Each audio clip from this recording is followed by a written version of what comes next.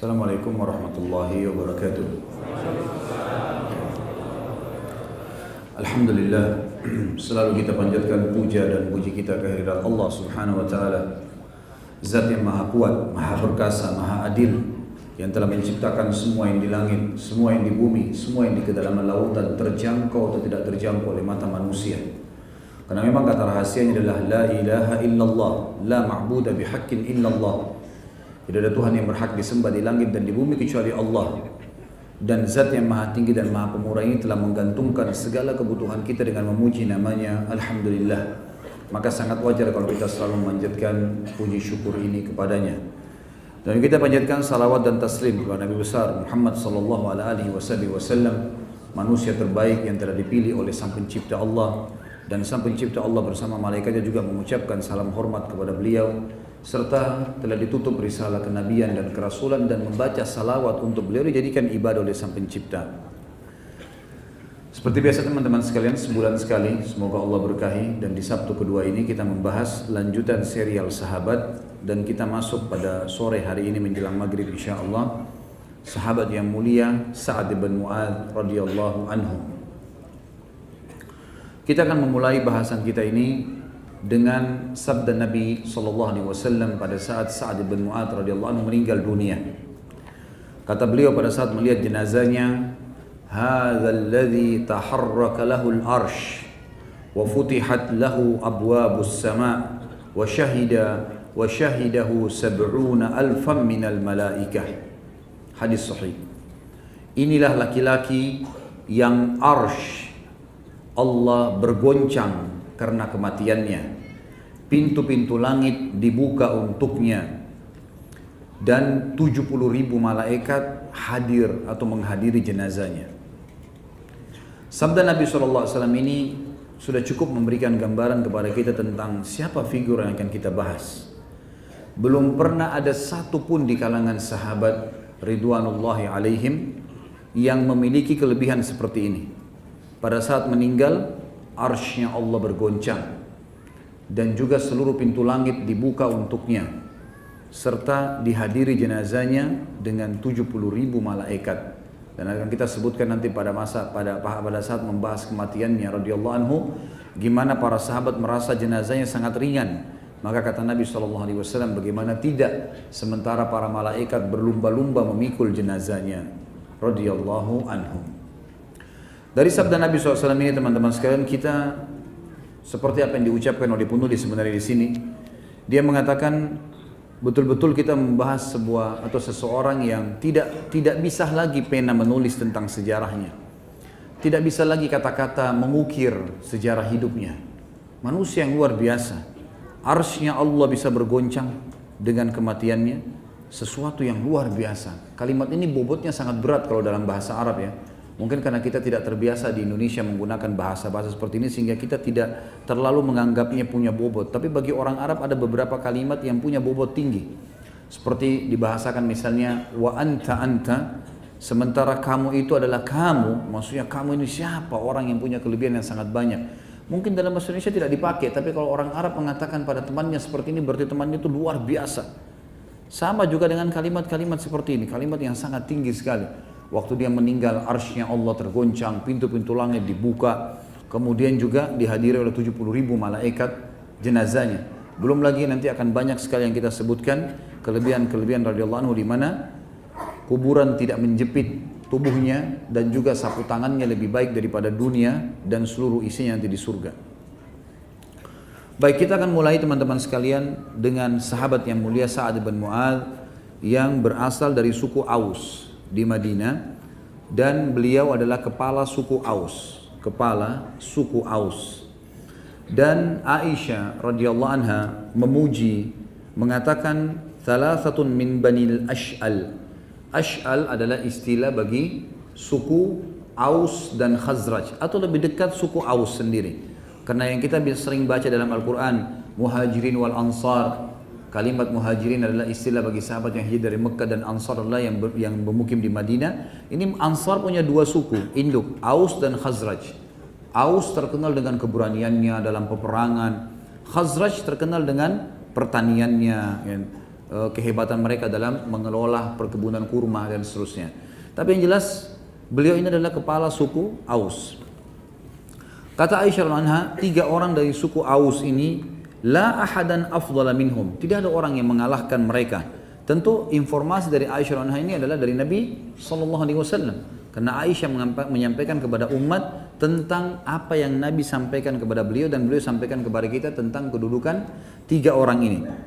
Sa'ad bin Mu'ad, yang paling pertama Sa'ad bin Mu'ad, yang kedua wa Usaid bin Hudhair, dan Usaid bin Hudhair, wa Abbad bin Bishr, dan Abbad bin Bishr.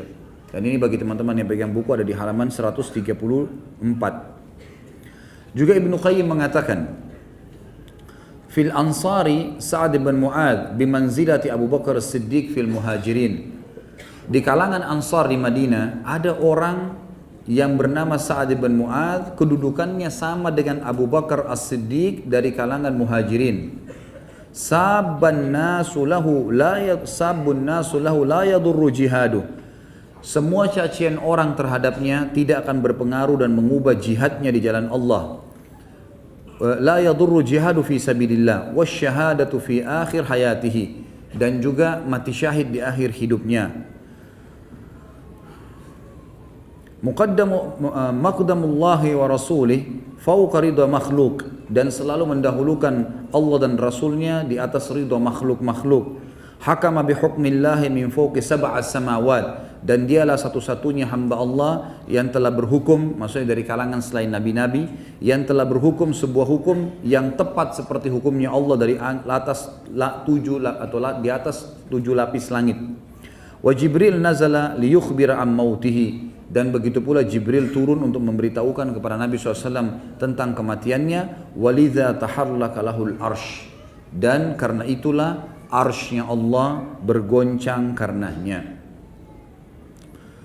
Teman-teman sekalian, Sa'ad bin Mu'ad memiliki banyak sekali peran, tapi kita akan mulai dengan masuk Islamnya.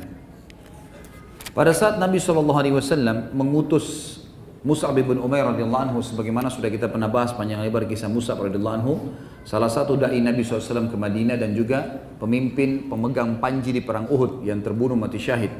Beliau sama Hamzah radhiyallahu anhu majma'in adalah manusia yang termuliakan di perang Uhud. Pada saat lagi datang ke sana, Mu'adz bin Jabal radhiyallahu anhu, lalu beliau berdakwah, dan termasuk yang beliau sudah dakwah adalah Sa'ad ibn Zurarah, ya, atau As'ad ibn Zurarah tepatnya. As'ad ibn Zurarah radhiyallahu anhu. As'ad ibn Zurarah ini sepupunya Sa'ad ibn Mu'adz. As'ad ibn Zurarah ini, asal teman-teman tahu, beliaulah orang yang pertama setelah masuk Islam mendirikan Jumat pertama di Madinah. Dan beliau mendirikan Jumat pertama di rumahnya karena belum ada masjid. Nabi SAW masih di Mekah. Dan pada saat itu berkumpul 40 orang di rumahnya bersama beliau. Lalu beliau mendirikan sholat. Dan dari situ ulama mengeluarkan sebuah hukum syar'i. Kalau belum ada masjid, kemudian ada orang mau mewakafkan rumahnya jadi masjid, maka bisa jadi masjid tiba-tiba, gitu kan? Karena memang dia boleh mewakafkannya. Seperti kita punya sebuah masjid, rumah sudah tidak dihuni, lalu kita mengatakan ini jadi masjid aja. Diniatkan begitu karena Allah, lalu dijadikan sebagai tempat sholat 5 waktu, dikumandangkan azan, maka menjadi hukum masjid. Walaupun dari awal belum diganti menjadi masjid, karena terambil atau salah satunya hukumnya diambil dari perilaku As'ad bin Zurarah radhiyallahu anhu. As'ad bin Zurarah ini masuk Islam di tangan Mus'ab bin Umair, kemudian dia mendirikan Jumat pertama 40 orang, tetapi yang perlu digarisbawahi, ulama meluruskan tentang pemahaman sebagian orang mengatakan kalau Jumat syaratnya harus 40 orang, karena As'ad bin Zurarah melakukannya 40 orang. Padahal ulama hadis membahas mengatakan 40 orang itu karena pada saat itu memang cuma 40 orang yang ikut Jumat. Ya, sementara pendapat yang kuat Jumat itu bisa dilakukan walaupun bersama 2 orang saja, hukum sholat berjamaah. Tentu ini pendapat, ya, ini pendapat di antara ulama. Kalau ada yang mengatakan memang tetap berpegang pada 40 orang, itu adalah hak mereka, gitu kan?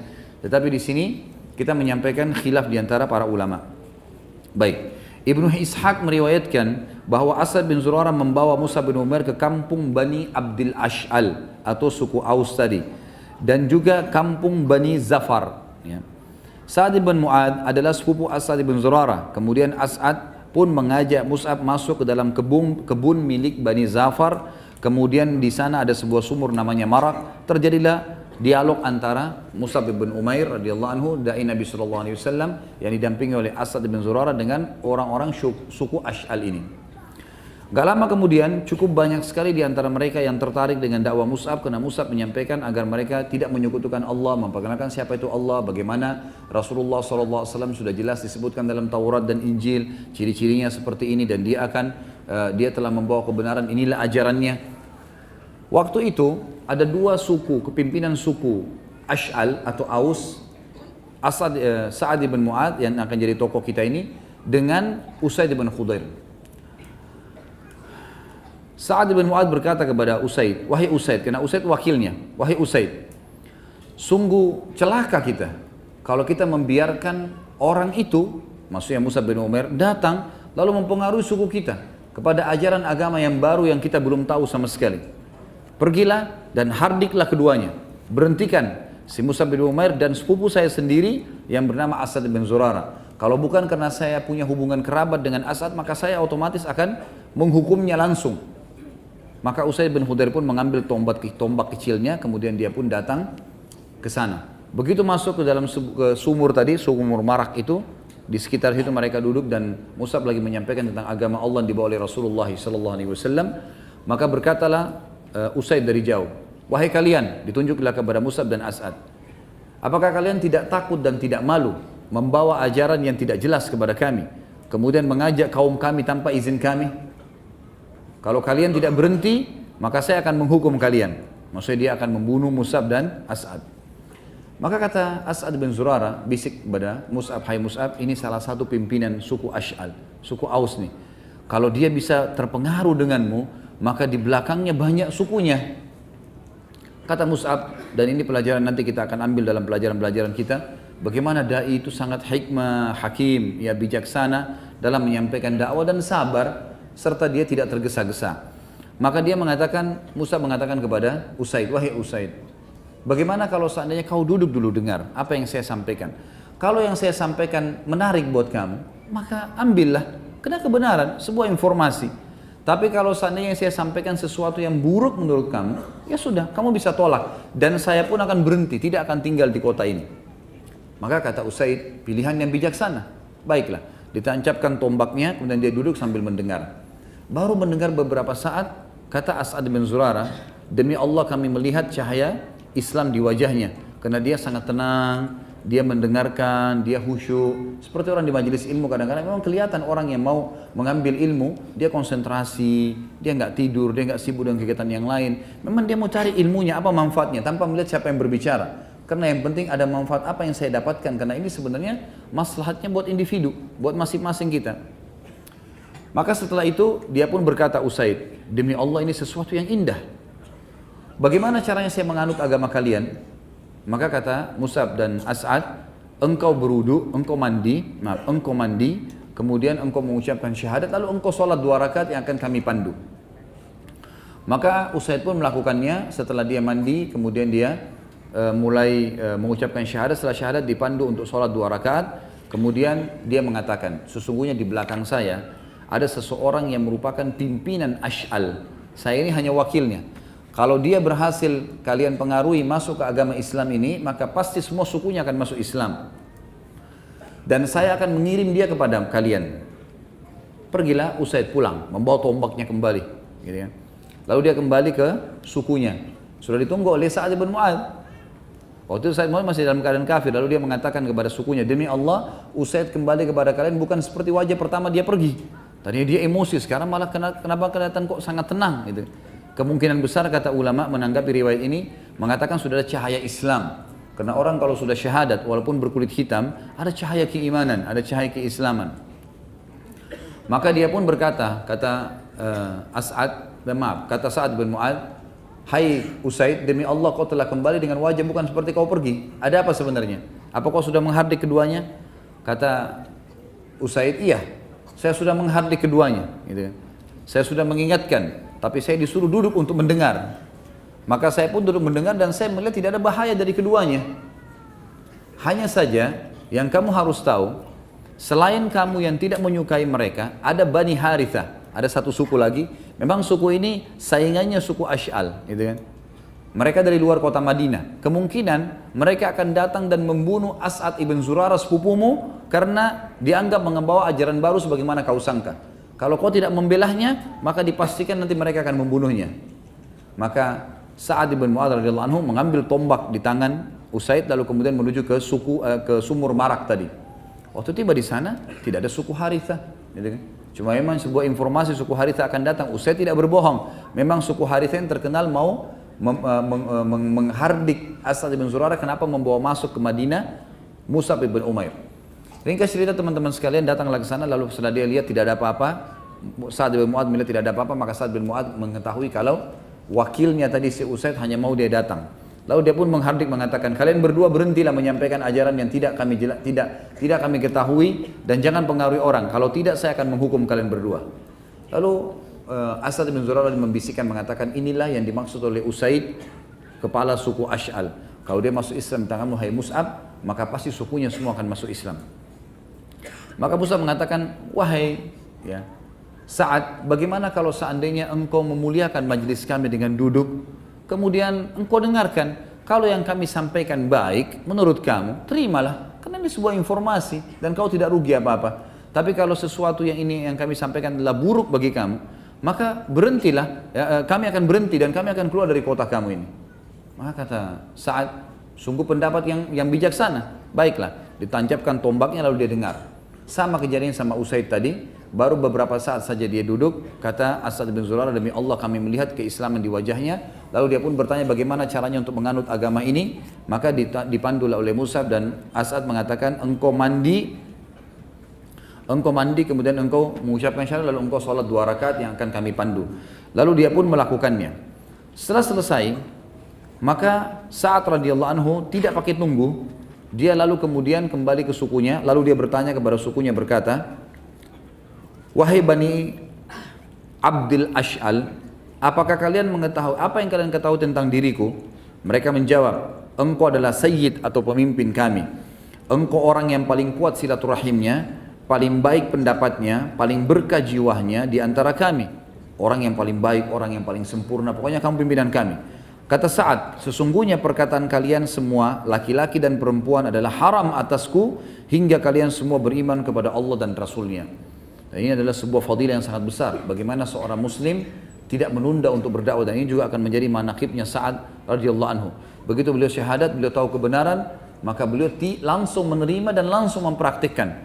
Dan beliau mengatakan tadi kalimat ini bobotnya berat, maksudnya punya bobot yang sangat baik di kalangan orang-orang Arab.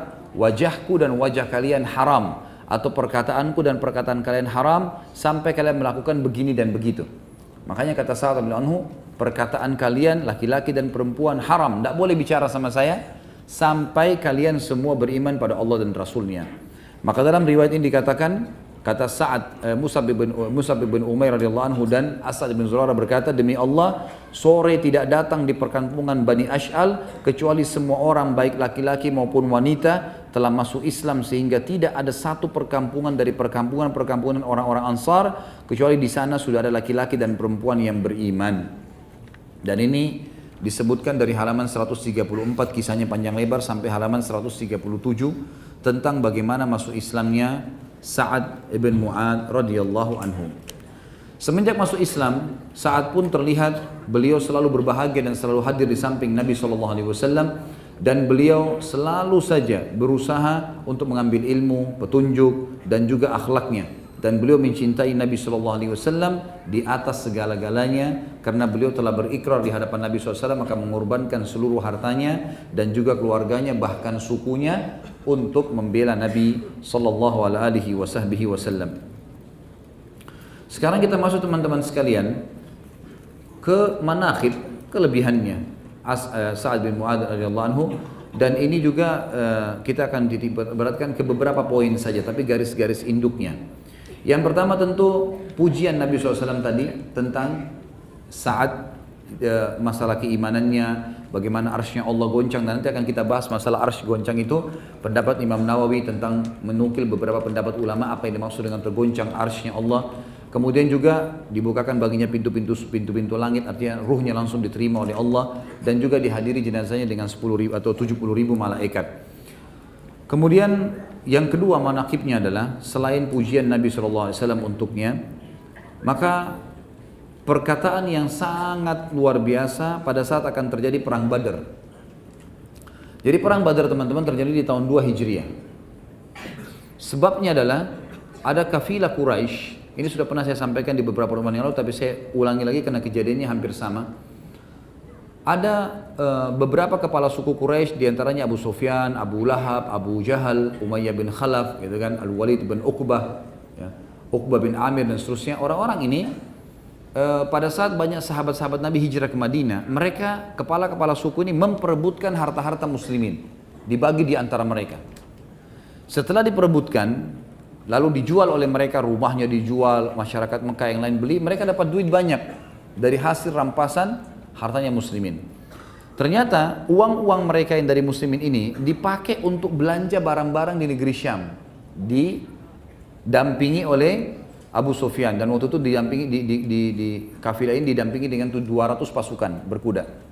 Pergilah mereka ke sana. Nabi SAW dengar tentang kasus kafilah ini dari uang muslimin, dan mereka di sini memang harta itu milik pimpinan-pimpinan Quraisy. Maka beliau pun mengiklankan di Madinah, siapa yang ingin keluar silahkan, tapi tidak ada paksaan. Waktu itu bukan paksaan jihad yang fardu ain. Siapa yang mau keluar silahkan ikut dengan saya untuk menghalang kafilah Quraisy. Banyak di antara sahabat yang belum ikut pada saat itu karena baru-baru masuk Islam. Jadi kurang lebih terkumpul 313 orang, 314 bersama Nabi SAW. Mereka keluarlah ke sana dengan pakaian yang sangat sederhana. Banyak di antara mereka tidak pakai baju besi, banyak yang tidak bawa perisai, banyak yang tidak bawa topi besi. Mereka hanya sekedar keluar dengan pedang karena yang dihadangi cuma kafilah. Dianggap sesuatu yang ringan gitu. Karena 200 orang yang jaga, sementara pasukan muslimin 314 orang, gitu kan? Apalagi dipimpin oleh Nabi SAW, keluarlah mereka. Ternyata Abu Sufyan dengan hikmah Allah mengetahui keluar Nabi SAW tadi. Lalu dia segera mengirim surat ke Abu Jahal di Mekah, lalu kemudian dia mengajak Abu Jahal untuk memotivasi masyarakat Mekah membentuk pasukan. Semua kepala suku memotivasi sukunya, akhirnya terbentuklah pasukan kurang lebih 1000 orang pada saat itu, 1000 orang. Keluarlah pasukan ini menuju ke wilayah Badr, dan pas kafilah Quraisy lewat di Badr. Jadi kalau saya gambarkan posisinya, ada sebuah gunung di Badr itu. Kalau yang lebih dekat dengan Madinah namanya Udwatid Dunya, kalau yang lebih jauh dari Madinah di sebelah gunung itu namanya Udwatil Quswa, gitu kan. Maka keadaan ini, gunung ini ada 2 sisi gunung, dan di antara gunung ini, di bagian belakang ada sebuah lembah yang memutari gunung tersebut, kemudian bertemu titiknya di depan gunung. Ini Allah sebutkan dalam Al-Quran tentang kejadian perang ini. Kata Allah, A'udzubillahi minasyaitonirrajim, idh antum bil udwatid dunya wa hum bil udwatil quswa warrakbu asfala minkum. Ingatlah kejadian pada saat kalian hai kaum muslimin berada di udwatid dunya, di sisi gunung yang lebih dekat dengan Madinah. Dan pasukan Quraisy berada di Udwatil Quswa, di sebelah sisinya gunung. Tapi mereka tidak saling tahu nih kalau ada pasukan di sebelah. Warrakbu asfala minkum, maksudnya kafilah yang dipimpin Abu Sufyan itu melewati lembah yang dekat dengan kalian, tapi tidak ada yang saling ketemu. Pasukan Quraisy tidak tahu kalau kafilah Abu Sufyan lewat di dekatnya, ya, lembah. Mereka juga tidak tahu ada pasukan muslimin tidak tahu kalau di sebelah ada pasukan Quraisy, tidak tahu juga kalau kafilah Abu Sufyan lewat di situ. Dan Abu Sufyan tidak tahu kalau 2 pasukannya sudah ada di posisi situ. Dan kata para ulama tafsir, memang betul-betul perang Badar Allah Subhanahu wa taala punya campur tangan di situ untuk menjadikan perang itu terjadi. Ringkas cerita, Abu Sufyan selamat. Abu Sufyan pun mengirim surat ke Mekah, tapi pasukan sudah terlanjur keluar, gitu kan? Kalau kami sudah selamat dan seterusnya, dikirimlah surat lagi ke pasukan orang-orang Quraisy. Abu Jahal bilang kita nggak boleh kembali. Walaupun kafilah sudah selamat, kita sudah sampai di sini, sudah dekat nih. Kita harus serang Madinah. Nabi SAW juga dengan hikmah Allah mendapatkan informasi kalau Quraisy sudah ada. Gitu kan. Terjadilah beberapa kasus waktu pada saat itu yang saya tidak jelaskan sekarang tentang perang Badar, cukup panjang. Antum bisa ikutin di ceramah tentang Sirah Nabawiyah perang Badar, bagaimana Abu Sufyan bisa tahu kalau ada pasukan muslimin kena dari kotoran unta mereka. Karena satu-satunya masyarakat Arab pada saat itu yang memberikan makan unta mereka kurma hanya penduduk Madinah, gitu kan? Karena kurma dianggap makanan mahal pada saat itu dan makanan kelasnya banyak dan memang makanan yang favorit, ya. Mereka tidak berikan makanan itu kepada hewan mereka, tapi orang Madinah karena banyak sekali kebun kurmanya, jadi mereka memberikan kurma makanan unta mereka. Nah di kotorannya unta itu keluar biji-biji kurma. Abu Sufyan pada saat itu waktu dia mau menyisir lokasi di sekitar situ, dia menemukan ada kotoran-kotoran unta yang di sekitar gunung itu. Dan ditemukan kotoran unta itu pada saat dikorek-korek sama dia keluar ada biji-biji kurma. Maka dari situ dia tahu kalau ini adalah unta pasukan muslimin, gitu kan. Dia pun akhirnya berjaga-jaga si Abu Jahal. Abu Jahal ini yang keluar, Abu Sufyan sudah selamat tadi. Abu Jahal yang keluar, kemudian Abu Jahal pun ya memberitahukan pasukannya kalau di sini sudah ada muslimin. Nabi SAW juga dapat wahyu kalau memang sudah ada pasukan Quraisy di sebelah. Lalu Nabi SAW kumpul dengan para sahabat. Ini sekarang keluar kita targetnya kan kafilah. Kafilah Allah beritakan sudah selamat. Kalau kita kejar sudah jauh, nggak keburu. Mereka sampai ke Mekah kita belum sempat mengejarnya. Kemudian pasukan Quraisy keluar 1000 orang. Sudah ada di sebelah gunung kita nih, sebelah kita. Kita kalau naik gunung ini nengok ke belakang, ke sebelah sudah kelihatan. Artinya kita juga tinggal mutar, kita sudah bisa perang sama mereka. Allah memberikan pilihan pada kalian. Bagaimana? Berikan pendapat kalian. Maka pada saat Nabi SAW menyampaikan masalah itu, berdirilah Abu Bakar radhiyallahu anhu mengatakan, ya Rasulullah, kami ini beriman kepada Anda dalam segala hal, suka dan duka. Maka bawalah kami kemana saja. Anda mau kami berperang, kami ikut. Kejar kafilah, kami ikut. Lawan pasukan Quraisy, kami ikut. Pulang ke Madinah, kami ikut. Bebas. Maka Nabi SAW mengatakan terima kasih kepada Abu Bakar. Lalu Abu Bakar disuruh duduk. Bagaimana pendapat kalian? Kata Nabi SAW. Umar lagi berdiri, mengucapkan kalimat yang sama dengan Abu Bakar. Kalimat motivasi yang, ya Rasulullah, bawa kemana saja kami siap. Kata Nabi SAW, baik, terima kasih. Suruh duduk Umar. Kemudian Nabi SAW tanya lagi, hai muslimin, berikan pendapat. Berdiri lagi Mikdad. Ini semua sahabat-sahabat yang mulia. Mikdad mengatakan juga kalimat yang sama. Nabi SAW masih saja, karena ini semua orang-orang ini dari orang muhajirin. Orang muhajirin wajar mau melawan. Kenapa? Karena memang ini musuh mereka dari Mekah. Secara kejiwaan begitu. Ya. Maka Nabi SAW ingin yang menjawab ini sekarang orang-orang Ansar yang tadinya akadnya dengan Nabi SAW di Mekah, waktu Bai'at Aqabah, pertama sekali orang-orang Ansar ini masuk Islam di Mekah, itu mereka sepakat membela Nabi SAW di Madinah, di kota mereka. Di luar kota ini belum ada kesepakatan akad nih. Mereka siap berkorban untuk Nabi SAW, menyambut Nabi SAW di Madinah. Kalau Madinah diserang, mereka mengorbankan jiwa mereka. Tapi di luar Madinah belum ada akad, belum ada kesepakatan. Maka Nabi SAW mengatakan, hai muslimin, hai manusia, berikan pendapat. Waktu itu Sa'ad bin Mu'adz radhiyallahu anhu pimpinan orang Ansar. Dan beliau, suku Aus ini secara khusus, suku terkenal militernya Madinah pada saat itu. Suku militer. Khazraj tadi saya bilang lebih banyak kepada petani-petaninya, gitu kan, pedagang-pedagangnya. Maka berdiri Sa'ad bin Mu'adz mengatakan, ya Rasulullah, sepertinya anda ini menyinggung kami. Sepertinya anda ini menyinggung kami. Dan ini disebutkan banyak sekali riwayat. Saya akan bacakan di sini teman-teman sekalian supaya lebih jelas. Maka Sa'ad bin Mu'adz pun pemegang panji orang-orang Ansar sekaligus panglima mereka mengerti maksud Nabi SAW. Maka dia berkata, demi Allah, sepertinya anda menginginkan kami wahai utusan Allah. Nabi SAW mengatakan, benar. Ini gak gampang. Orang dari Madinah tidak ada hubungannya sama harta, tidak ada hubungannya sama orang-orang Mekah, terus kemudian disuruh perang. Apalagi masih awal-awal Islam, ini baru tahun 2 Hijriah. Baru 1 tahun yang lalu isinya Nabi SAW masuk ke Madinah, gitu kan. Maka beliau mengatakan, kami telah beriman kepada anda, kami bersaksi bahwasanya apa yang anda bawa adalah kebenaran. Kami telah memberikan anda janji dan ikrar kami untuk mendengar dan mematuhi. Maka majulah wahai utusan Allah karena apa yang anda kepada apa yang anda inginkan. Demi Zat yang telah mengutus anda dengan kebenaran, seandainya anda membawa kami ke lautan lalu anda menyeberanginya, niscaya kami akan menyeberangi bersama anda. Tidak seorang pun dari kami akan tertinggal. Kami tidak takut jika esok hari bertemu dengan musuh kami. Kami adalah orang-orang yang sabar pada saat perang dan teguh di medan laga. Semoga Allah memperlihatkan apa yang menenangkan anda. Maka bergeraklah bersama kami di atas keberkahan dari Allah. Jadi tentu pola bicaranya bukan seperti ini ya. Ini di kancah peperangan dan sebagian ulama ada yang menukil dalam buku-buku sejarah mengatakan kalau Sa'ad bin Mu'adz dengan semangat mengatakan kalimat ini dengan intonasi suara yang sangat luar biasa memberikan motivasi buat Nabi SAW dan muslimin terutama sukunya untuk ikut berperang. Dalam riwayat yang lain bahwasanya Sa'ad bin Mu'adz berkata kepada Nabi SAW, mungkin anda khawatir orang-orang Ansar akan berkeyakinan bahwa kewajiban mereka hanyalah menolong anda di negeri mereka. Sungguh, aku berkata atas nama orang-orang Ansar dan aku menjawab juga atas nama mereka. Berangkatkanlah kemanapun anda inginkan. Sambunglah ikatan orang yang anda inginkan. Putuskanlah ikatan orang yang anda inginkan. Ambillah dari harta kami apa yang anda inginkan. Berikanlah kepada kami apa yang anda inginkan. Apa yang anda ambil dari kami, lebih kami cintai daripada anda tinggalkan.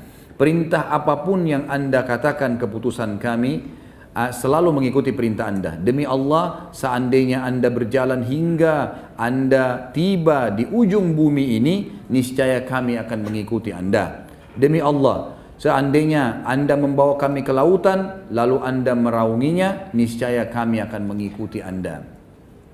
Tentu statement ini teman-teman sekalian adalah statement yang sangat bermakna pada saat itu. Kenapa? Karena dari 314 pasukan Nabi SAW itu setengahnya orang Ansar. Setengahnya orang Ansar. Artinya kalau mereka pada saat itu mengatakan kami tidak mau ikut, maka bukan sebuah pelanggaran, karena Nabi SAW mengajak musyawarah dan target keluar tadinya kafilah. Tapi Sa'ad bin Mu'adz radhiyallahu memberikan sebuah kalimat yang jelas, bukan cuma menghadapi Quraisy ya Rasulullah, bawa kami ke ujung bumi, kami akan ikut. Ke lautan menyeberang kami akan turun, dan tidak ada satu orang pun di antara kami yang berkhianat. Dan kita tahu ada sistem kesukuan, kalau kepala suku sudah berbicara A, maka semua berbicara A.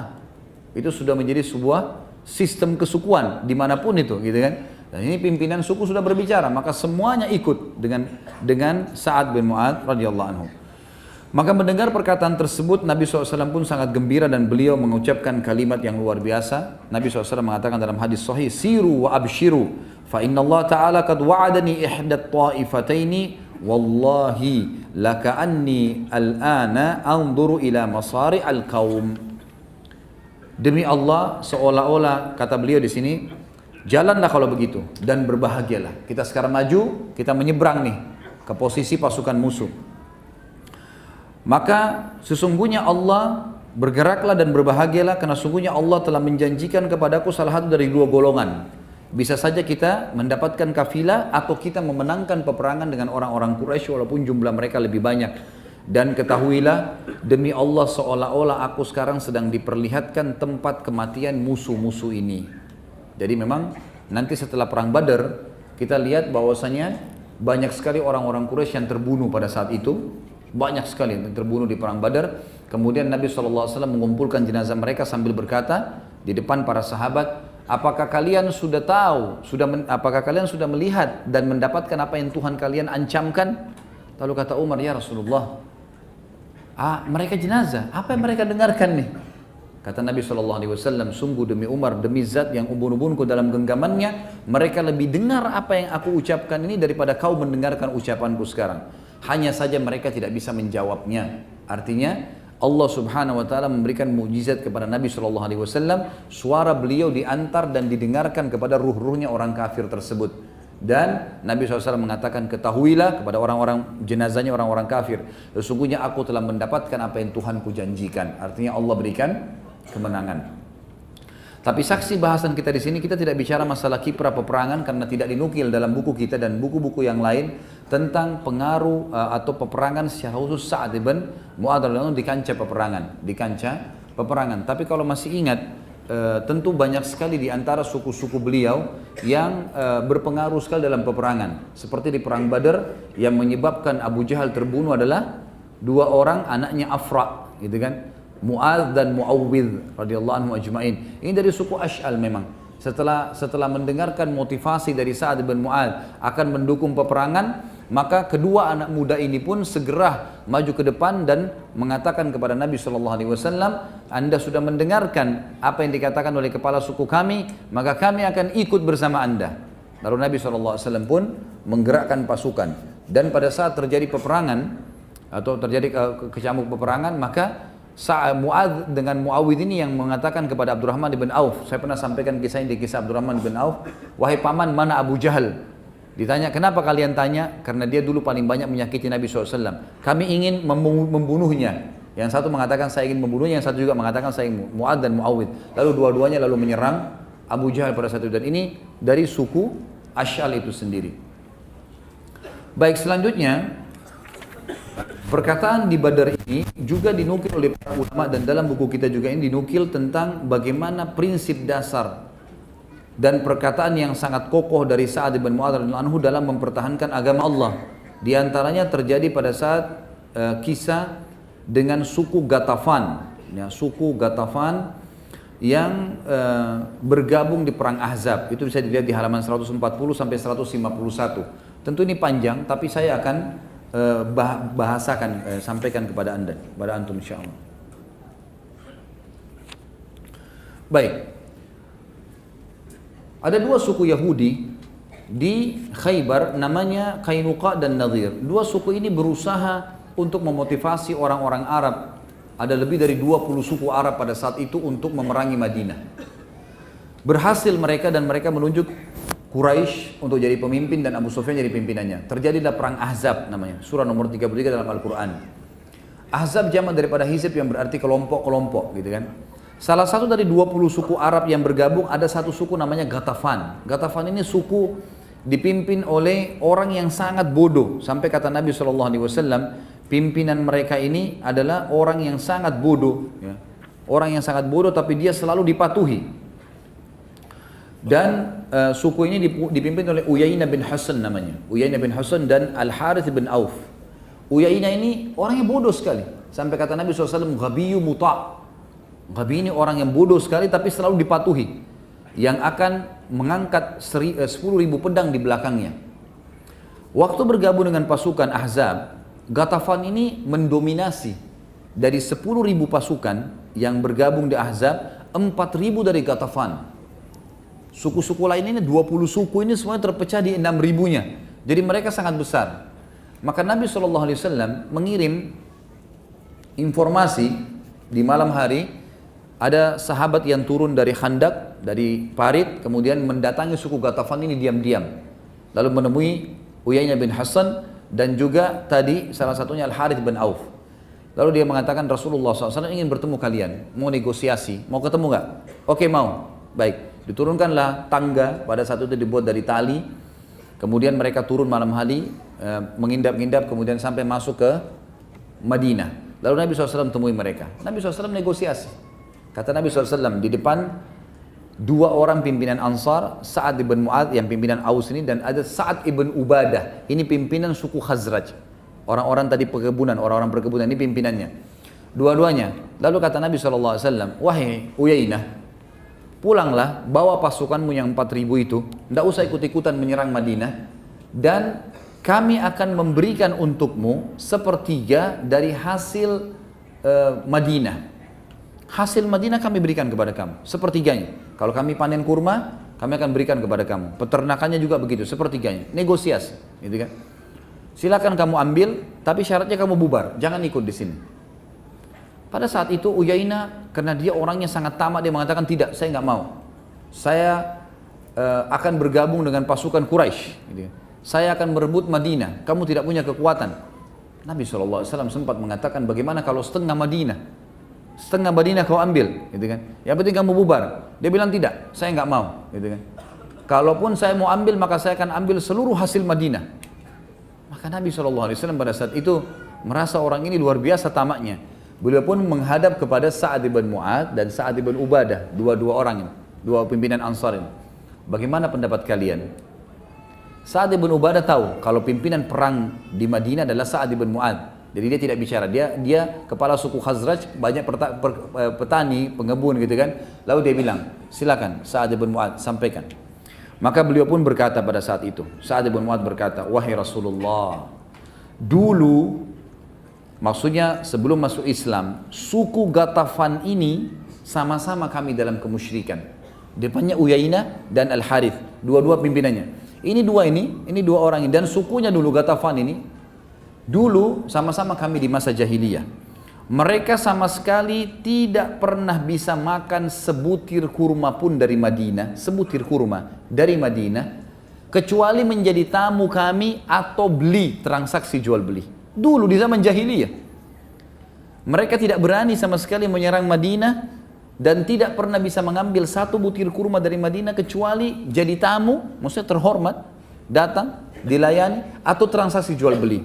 Bagaimana setelah kami beriman kepada anda, Allah mengutus kepada anda kepada kami telah beriman kepada Allah dan Rasulnya, dan kami telah meyakini tentang kebenaran Islam, dan anda membimbing kami, lalu kami mau memberikan harta kami kepada mereka, maka kami tidak perlu itu semua. Demi Allah, kami tidak akan memberikan apapun kepada mereka kecuali pedang, sehingga Allah menetapkan di antara kami dengan mereka. Dalam riwayat lain dikatakan, Sa'ad bin Mu'adz sempat berkata, ya Rasulullah, saya ingin tanya, apakah yang anda sampaikan negosiasi sama Ghatafan ini wahyu dari langit sehingga kami batu dan kami tidak punya pilihan lain, atau memang sebenarnya strategi perang yang anda sampaikan? Ini adabnya. Sa'ad bin Mu'adz tanya dulu dalam riwayatnya, ini yang benar, ini yang riwayat yang lebih kuat. Maka kata Nabi SAW, strategi perang, ini bukan wahyu.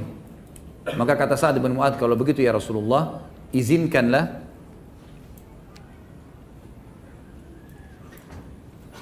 jemaah ikhwan tolong maju, ngerapat. Ada penyampaian dari panitia, tolong merapat, lebih rapat tolong. Karena di belakang sudah penuh, silakan ke depan dulu. Ya, bisa merapat ke kiri kanan. Dan di daerah gorden, pemisah hijabnya jangan disandarin kalau ada yang sampai ke sana. Jangan sampai gordennya jatuh ke tempat akhwatnya. Baik, merapat. Jazakumullah khair.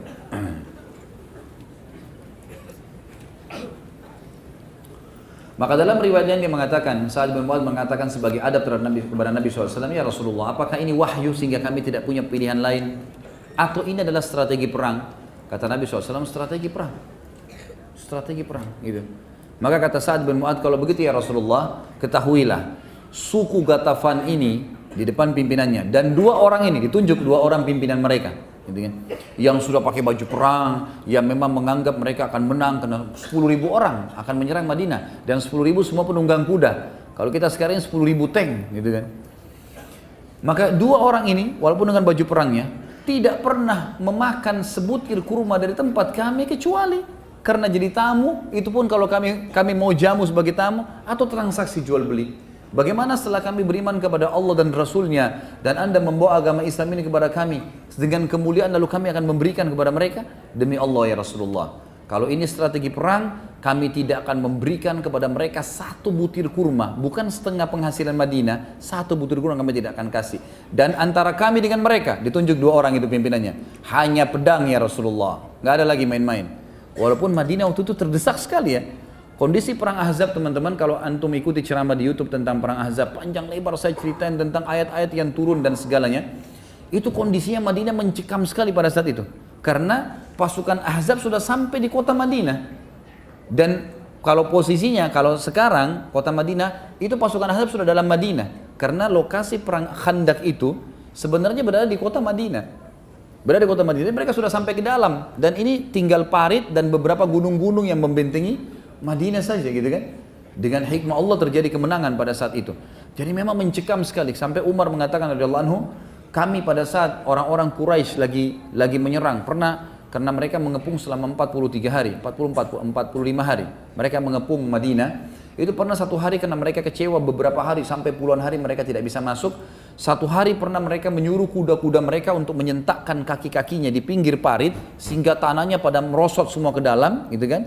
Karena kan dalamnya 7 meter, lebarnya sekitar 15 meter, besar sekali khandaknya. Maka mereka buat itu, 10.000 kuda, semua secara serentak menggetak-gentakan kaki mereka sehingga berjatuhanlah tanah, sehingga menutupin parit itu.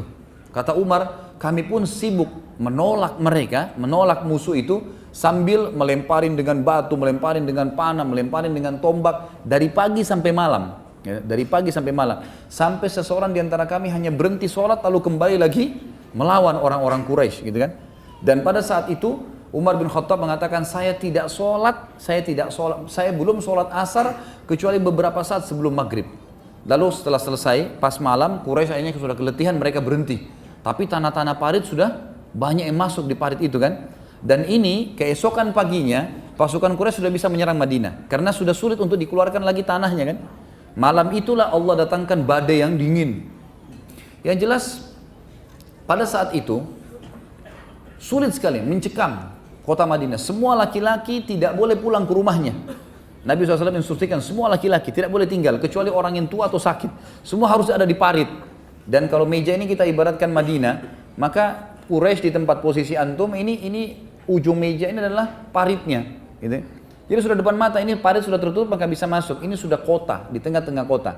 Semua wanita dan anak-anak kecil serta orang tua sudah ditaruh di satu benteng dan ini benteng di paling belakang kota Madinah. Di sebelahnya suku Quraidah. Nanti akan kita jelaskan masalah suku Quraidah karena perannya Sa'ad bin Mu'adz di dua, suku Ghatafan dan suku Quraidah. Yang jelas pada saat itu teman-teman semua sangat mencekam dan Nabi SAW negosiasi bukan karena Nabi pengecut, tapi Nabi SAW melakukan strategi perang. Artinya kalau bisa nego dikasih, ya dikasih nego, gitu kan? Tapi setelah mendengar kalimatnya Sa'ad radhiyallahu anhu dan Sa'ad berdiri sambil menunjuk wajahnya Uyainah bin Husain dan Harith bin Auf, beliau mengatakan, pulanglah kalian berdua, kembali ke pasukan. Karena antara kami dengan kalian hanya pedang. Percuma, nggak bakalan negosiasi. Selama ini bukan wahyu, kami nggak akan negosiasi. Nggak ada satu butir kurma pun kalian bisa makan dari Madinah. Pulang, suruh pulang. Maka pulanglah dua-duanya ini, gitu kan? Pulanglah dua-duanya.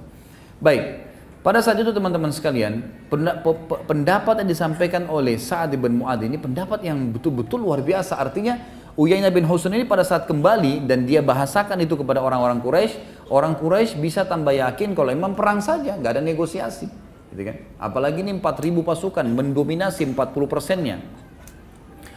Ala kulli hal, pada saat itu akhirnya kembali mereka semuanya, kembali. Dan ulama mengatakan ini betul-betul jiwa kesatria, di mana keberanian, kepahlawanan, dan penolakan untuk terhina dari diri Sa'ad bin Mu'adz radhiyallahu anhu. Dan ulama hampir seluruhnya mengatakan dari statement-statement yang tegas seperti inilah yang membuat Allah Subhanahu wa taala meninggikan derajatnya Sa'ad yang sampai arsy-nya Allah goncang nanti pada saat dia meninggal. Karena keputusannya selalu mutlak, agama Allah benar-benar salah-salah, selesai, gitu. Sampai mati pun kita tidak akan menyerah. Seperti itulah kurang lebih. Maka pada saat itu pun semuanya kembali, ya, semuanya kembali. Si Uyainah bin Husain kembali, gitu kan, ke pasukannya. Lalu Nabi SAW mengatakan, semoga Allah menjagamu, hai Sa'ad, atas keputusanmu ini dan semoga Allah merahmatimu. Perlu kita garis bawahi teman-teman sekalian, setiap kali Nabi SAW mengucapkan kepada seorang sahabat, semoga Allah merahmatimu, itu berarti kau akan mati. Jadi itu isyarat kalau orang itu akan mati syahid, gitu kan. Maka perkataan ini waktu didengar oleh Sa'ad tersenyum lalu mengatakan alhamdulillah ya Rasulullah wajabat. Artinya itu akan diijabah sama Allah. Itu yang saya mau, mati syahid, gitu kan. Akhirnya pasukan Ahzab kembali, tentunya kita tidak bicara tentang perang Ahzab, dan pada saat itu ada satu namanya Naim bin Mas'ud yang akhirnya malam itu juga waktu Quraisy sudah berhasil menjatuhkan tanah-tanahnya, waktu Ghatafan kembali kan, Ghatafan kembali ini orang-orang Quraisy akhirnya mulai melakukan itu. Ternyata pengaruh mungkin dari Ghatafan ini yang dipermalukan tadi, akhirnya mereka gerakkan Quraisy mulai menyerang dengan kaki-kaki kuda mereka keesokan paginya. Maka besok ini hari ketiganya sudah bisa diserang Madinah. Malam itu dengan hikmah Allah, Nabi SAW berdoa agar diberikan kemenangan dan Allah SWT ijabah. Pada saat itu sangat dingin sekali. Maka ada satu orang Quraisy namanya Naim bin Mas'ud masuk Islam malam itu, pimpinan Quraisy. Entah bagaimana hikmahnya, dia lihat tanah sudah mulai tertimbun di khandak, di parit, dia turun, lalu dia lempar kertas suratnya, kulit binatangnya ke arah kemahnya muslimin, isinya saya ingin bertemu dengan Muhammad. Maka dia turunkan, pamit dengan Nabi SAW, Nabi SAW mengatakan diizinkanlah. Naik dia ke atas. Kenapa Naim? Saya tertarik dengan agama Islam. Asyhadu an la ilaha illallah wa anna Muhammad Rasulullah. Malam itu tuh, yang besok sudah jelas-jelas akan diserang Madinah ini. Ini parit sudah tertimbun.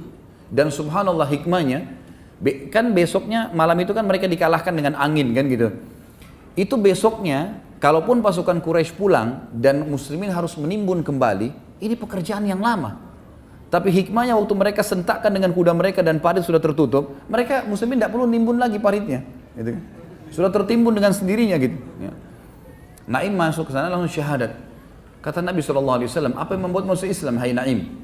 Ini dia keluar dengan baju perangnya dari Mekah mau nyerang Madinah. Dan orang Quraisy akan mendapatkan 40% dari hasil Madinah. Kalau nanti menang, Quraisy karena dia pemimpin, dia akan ambil 40%, sisanya dibagi untuk suku-suku lain. Pokoknya Madinah dipecah-pecah lah. Naim bilang, saya tertarik. Rupanya dia selama di Ahzab, di kemahnya itu sering dengar tilawah Al-Qur'annya sahabat kalau malam. Mereka melihat bagaimana sabarnya, hikmah ilahi, dapat hidayah dia.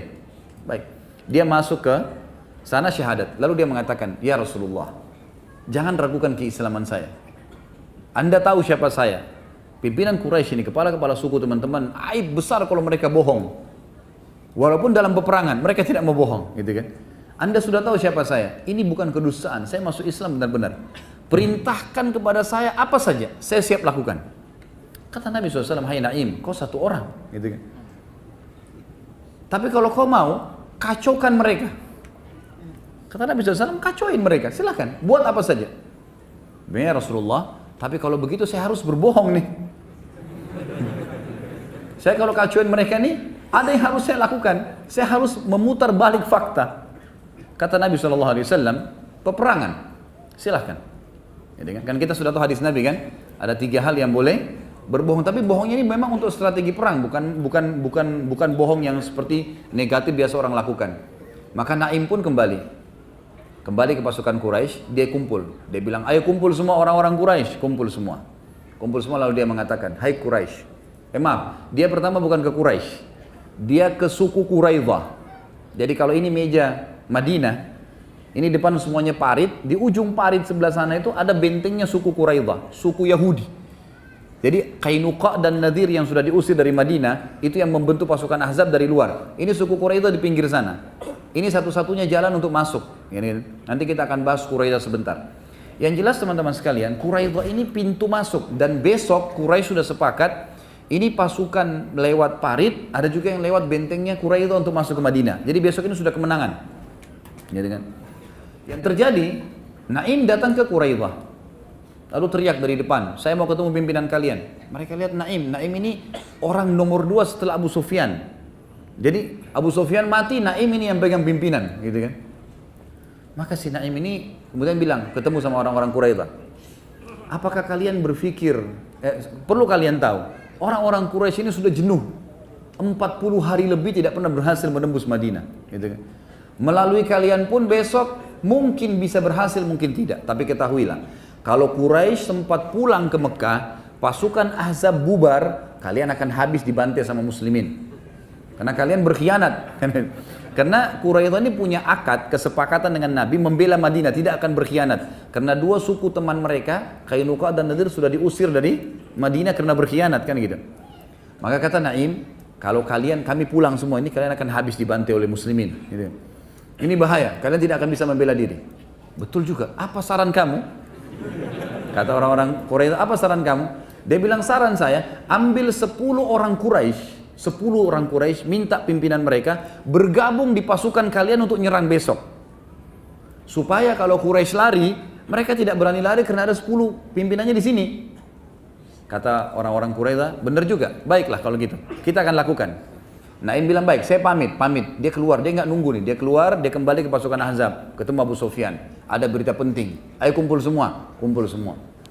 Kumpul semua, lalu kata Naim, bagaimana kedudukan saya di sisi kalian? Oh, kau pimpinan kami, kamu begini, kamu begitu. Siapa yang tidak percaya? Kalian tahu kan bagaimana musuhnya saya sama Muhammad? Oh iya, ini orang paling musuh, gitu kan?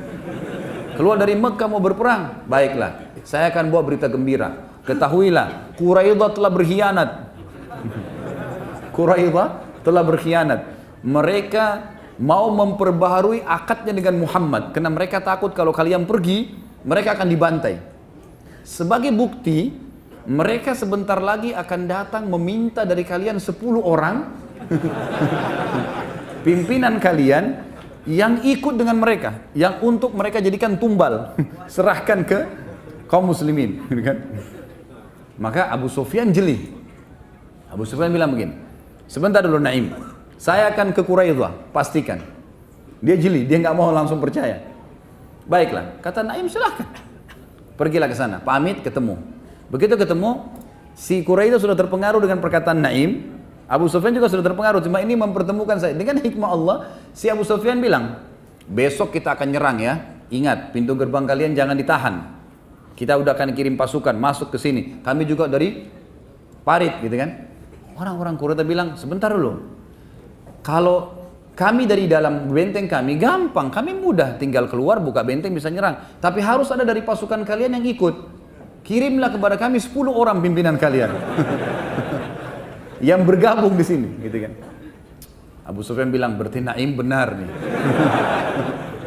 Kembali dia, Abu Sufyan kembali. Malam ini bubar, pulang semua, gitu kan. Nggak ada peperangan besok.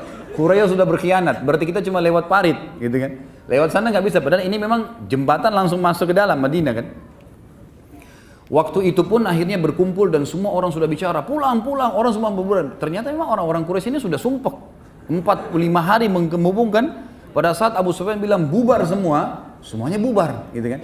Waktu mereka lagi kemas-kemas, Allah datangkan badai angin yang kencang, sangat dingin, membongkar semua kemah-kemah mereka, hewan-hewan mereka terbongkar gitu kan. Akhirnya terbongkarlah, mereka pulang semuanya. Waktu mereka pulang, mereka balik semuanya, maka Quraidah pun akhirnya terpengaruh dengan perkataan tadi, kayaknya betul nih. Kita akhirnya sekarang sudah menghadapi muslimin, gitu kan. Keputusannya ada sebentar. Nah, keputusan Quraidah ada di tangan Sa'ad bin Mu'adz. Kita akan jelaskan sebentar, gitu kan. Tapi akhirnya tidak jadi perang Ahzab dan berawal dari masalah tadi kasus Naim bin Ghatafan yang ditolak oleh Sa'ad bin Mu'adz, kemudian terjadilah kasus Naim bin Mas'ud radhiyallahu anhu ajma'in. Baik. Ini yang disebutkan dalam buku kita, tapi sebagian besar kisahnya saya tambahkan supaya lebih jelas. Kemudian juga ada peran yang sangat besar dalam mengambil keputusan untuk suku Quraidah tadi. Suku Quraidah ini teman-teman sekalian, waktu Ahzab sudah bubar semua, sudah selesai peperangan. Mereka punya 700 personil perang. Ini semua prajurit pilihan, 700 orang. Jumlah orang yang ada di benteng itu tidak kurang dari 3.000-4.000 orang. Termasuk perempuan dan anak-anaknya. Maka 700 orang ini memang pasukan khususnya. Perlu diketahui teman-teman sekalian, suku Quraidah sempat berkhianat sebelumnya. Bagaimana khianatnya? Mereka punya akad dengan Nabi SAW. Waktu suku Qainuqa dan Nadir diusir dari Madinah, maka mereka tulis akad, mereka tidak akan ikut-ikutan lagi, mereka tidak akan memerangi muslimin, mereka tidak akan berkhianat, mereka tidak akan membiarkan pasukan musuh masuk dan seterusnya. Sempat Nabi SAW curiga dengan suku Quraidah sebelum terjadi tadi masuk Islamnya Naim. Kita review kembali kisahnya. Maka sempat Nabi SAW curiga dengan suku Quraidah. Ini ada apa Quraidah nih? Diutuslah Sa'ad ibn Mu'adz dengan Sa'ad ibn Ubadah. Dua orang tadi yang memang berhadapan dengan Ghatafan, gitu kan? Suku Ghatafan pergi ke sana. Waktu mereka tiba di depan benteng, ternyata di dalam benteng ini ada kepala suku Qainuqa dan Nadir, tepatnya suku Nadir, namanya Huyai bin Akhtab. Ini siapa ini? Ini sebenarnya mertuanya Nabi ya, karena anaknya dinikahi oleh Nabi SAW, Sofia. Tapi dia meninggal di perang, dia meninggal dalam keadaan kafir di peperang pada saat Nabi SAW menyerang Khaybar. Dia waktu itu datang ke suku Quraidah lalu dia bilang, "Hai Quraidah, buka pintumu," gitu kan. Kepala sukunya nggak mau buka, enggak, jangan dimasuk, jangan dengar apapun kalimat dari orang ini. Dia telah berkhianat dari Muhammad, nanti kita juga diajak berkhianat. Tapi akhirnya tetap aja dia negosiasi, saya cuma mau masuk, dengarkan, kalau baik kau ambil, kalau enggak usah. Gitu. Baiklah, dibukain pintu gerbang, lalu kemudian dia terus memotivasi, si Oyang ini memotivasi kepala suku Quraidah, ayo untuk apa kamu tidak berkhianat? Ini saya sudah bawa 10.000 orang pasukan. Pasukan Muhammad aja, pasukan Madinah waktu itu yang siap perang mungkin sekitar kalau dikumpul semua 5.000 orang lah, gitu kan. Ini Ahzab double, ini pasti menang, kita sudah menang, maka harus kamu berkhianat. Berkhianatlah mereka. Proses khianatnya adalah pada malam itu mereka merobek kesepakatan dengan Nabi SAW, lalu mereka menancapkan dengan pisau di ujung bentengnya. Jadi orang muslimin kalau lewat lihat, oh itu kesepakatan sudah dirobek, kesannya begitulah. Pada malam itu, karena lagi baru ditancapin, mereka belum diiklankan ke muslimin. Ada di antara mereka mungkin sekitar 10 orang, pasukan-pasukan spesialnya, khususnya gitu, prajurit khususnya, yang ahli dalam menjati benteng segala, mereka bilang, begini aja, di sebelah benteng kita, benteng Quraidah di sebelahnya ada satu benteng, benteng ini yang ditaruh seluruh wanita muslimin, seluruh harta muslimin, anak-anak kecil, orang tua, semua di situ ditaruh. Jadi kalau pasukan kalah, ini masih ada benteng untuk berlindung gitu. Kita naik ke atas benteng, kemudian kita cek di situ. Naiklah, kelilinglah mereka 10 orang ini. Tante Nabi SAW bernama Sofia radhiyallahu anha, ibunya Zubair bin Awam, gitu kan? Yang Zubair bin Awam sangat luar biasa keberanian, ini dibina oleh Sofia. Sofia bilang kepada Hasan bin Thabit, penyairnya Nabi, umurnya sudah 80 tahun sekian waktu itu. Hai Hasan, ini beberapa orang itu mata-mata Yahudi, semuanya mahir berperang, lawanlah dia. Kata Hasan, saya orang tua dan saya penyair, saya tidak bisa perang, gitu kan? Maka Sofia pun memakai baju perang laki-laki, kemudian beliau berdiri di dekat benteng, melihat jadi kalau benteng itu tinggi zaman dulu kan di atas ada tempat untuk naiknya. Dia sembunyi di situ. Maka naiklah, ada satu orang dari 10 orang Yahudi ini naik memantau dulu. Begitu naik, oleh Sofia sudah disiapin satu besi bendera ya yang biasa dipakai untuk pasang bendera. Kemudian juga dia memegang satu pisau kecil ya. Kemudian pada saat prajurit Yahudi ini naik, dipukul kepalanya dengan besi itu, lalu kemudian oleh Sofia dipotong lehernya, gitu kan. Jadi luar biasa, dia langsung memotong leher orang Yahudi ini. Tentu keadaannya bukan kayak sekarang ya, kita nggak bisa bayangkan posisi pada saat itu luar biasa. Wanita pun mungkin yang tidak berani jadi berani, karena ini kalau 10 orang berhasil masuk dan memberitahukan kepada Quraidah, maka satu benteng ini diambil perempuan-perempuannya segala, muslimat, dan akhirnya mengganggu konsentrasi Nabi dan sahabat yang lagi melawan di depan parit gitu ya. Maka diambil, kemudian Sofia naik ke ujung benteng, mengangkat kepalanya, kepala Yahudi tadi itu. Mengangkat kepalanya, yang dipotong itu diangkat, kemudian dilempar ke bawah. Begitu orang-orang Yahudi yang 9 orang lihat kepala temannya terputus gitu kan. Maka mereka bilang, kayaknya benteng ini penuh dengan prajurit gitu. Padahal tidak ada orang, tidak ada perempuan, tidak ada laki-laki, maksudnya orang-orang tua, nggak ada prajurit. Akhirnya mereka tidak jadi menyerang benteng pada malam itu. Itu hikmah ilahi, perannya Sofia radhiyallahu anha bagaimana bisa menahan itu. Yang jelas teman-teman sekalian, keesokan paginya, orang-orang Yahudi sudah mau membuka benteng dan seterusnya. Datanglah Sa'ad bin Mu'adz dan Sa'ad bin Ubadah diutus oleh Nabi SAW, coba lihat keadaannya suku Quraidah. Ada pengkhianatan enggak? Begitu mereka mendekat, dekat benteng, lalu berteriak, hai Quraidah, sekutu kami. Memang sekutunya orang-orang Ansar ya, terutama bersekutu sama Khazraj di pertanian, di perkebunan, sekutu dengan Aus di militernya, gitu kan. Baik, kata Sa'ad bin Mu'adz, hai Quraidah, sekutu kami, bukalah pintu gerbang kalian. Maka tiba-tiba dari atas prajurit-prajurit biasa ya, bukan pimpinan suku, teriak-teriak, kalian mau apa? Enggak ada urusan sama kami, urusan kalian sama kami hanya pedang, kami akan berperang melawan kalian dan seterusnya. Kata Sa'ad bin Ubadah, hai Quraidah, berkhianatkah? Gitu kan? Maka kami akan menyerang kalian, kami akan mencaci maki kalian, kami akan gini dan seterusnya. Kata mereka, kami bukan cuma berkhianat, kami akan merebut seluruh harta-harta kalian. Kata orang-orang Quraidah. Lalu kata Sa'ad bin Mu'adz, memegang tangan Sa'ad bin Ubadah, tidak usah dibalas, udahlah. Kita sudah tahu keputusannya, tunggu saja. Allah akan datangkan keputusan yang tepat buat mereka. Garis bawahi kalimat ini ya, Allah akan ambilkan keputusan tepat buat mereka. Nanti ini ada hubungannya dengan keputusan Sa'ad bin Mu'adz untuk membunuh 700 pasukannya Quraidah nanti, pada saat mereka sudah terkalahkan.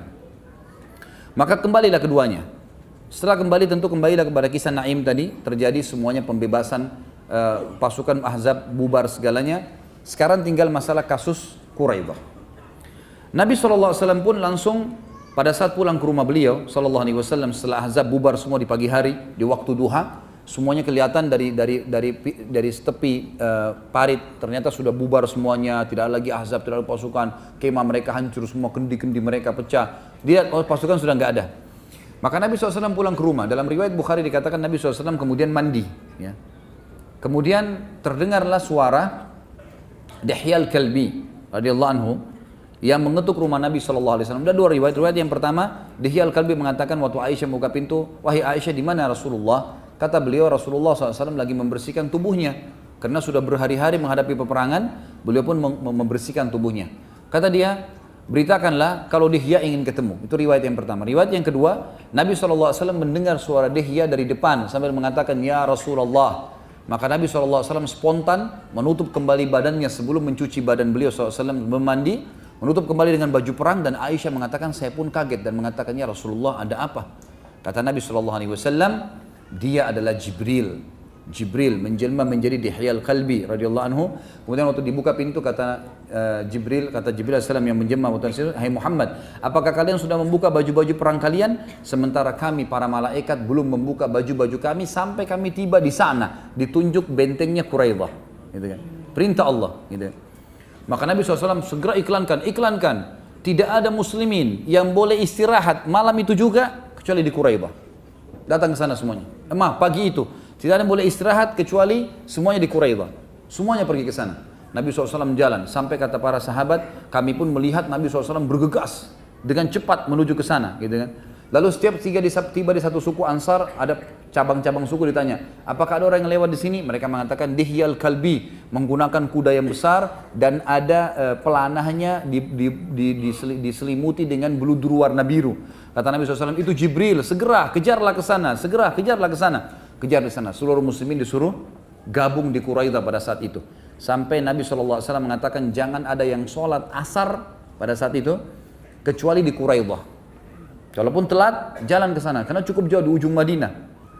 Iklankan semua, maka sahabat semua pada jalan. Ada yang sempat sholat asar di perjalanan, ada yang sholat asar pas tiba di sana. Belum sholat asar, sudah maghrib, gitu kan. Mereka sampai di sana malam harinya. Maka mereka berkata, ya Rasulullah, ada di antara kami yang belum sholat asar. Kata Nabi SAW, siapa yang sudah sholat asar baginya sudah benar, siapa yang belum sholat asar maka sholatlah. Karena Nabi SAW mengatakan jangan sholat asar kecuali di Quraidah. Seperti itulah.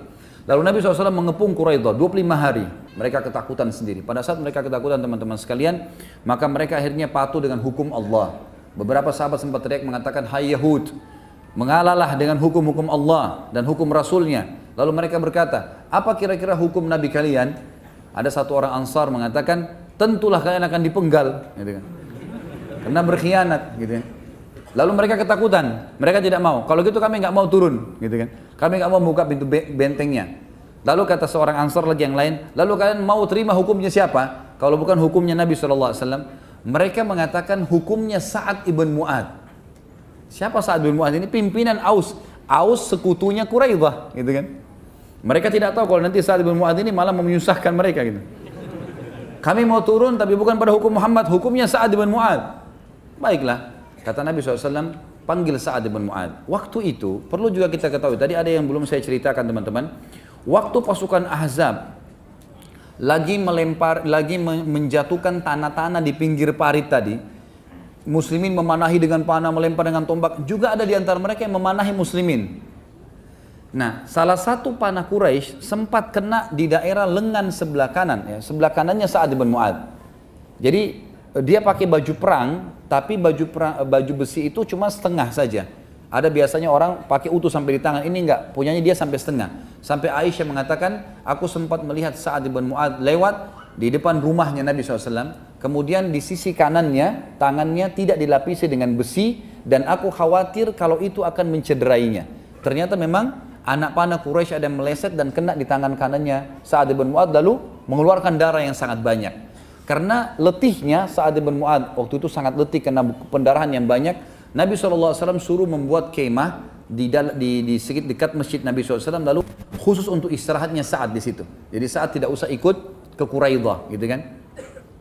Tapi waktu orang-orang Quraidah minta Sa'ad yang memberi hukum, Nabi SAW kirim, coba panggil Sa'ad, bisa nggak dia datang? Maka Sa'ad datang, waktu dipanggil, Nabi SAW memanggil anda. Dia bilang, baiklah, saya datang kalau Rasulullah yang panggil. Beliau dikatakan dalam riwayat, ditidurkan di atas keledainya, itu dalam kondisi lemah sekali, gitu kan. Sampai tiba di sana, maka Nabi SAW berkata, berdirilah untuk tuan kalian. Maka para orang-orang Ansar pun berdiri dan Muhajirin pun juga berdiri.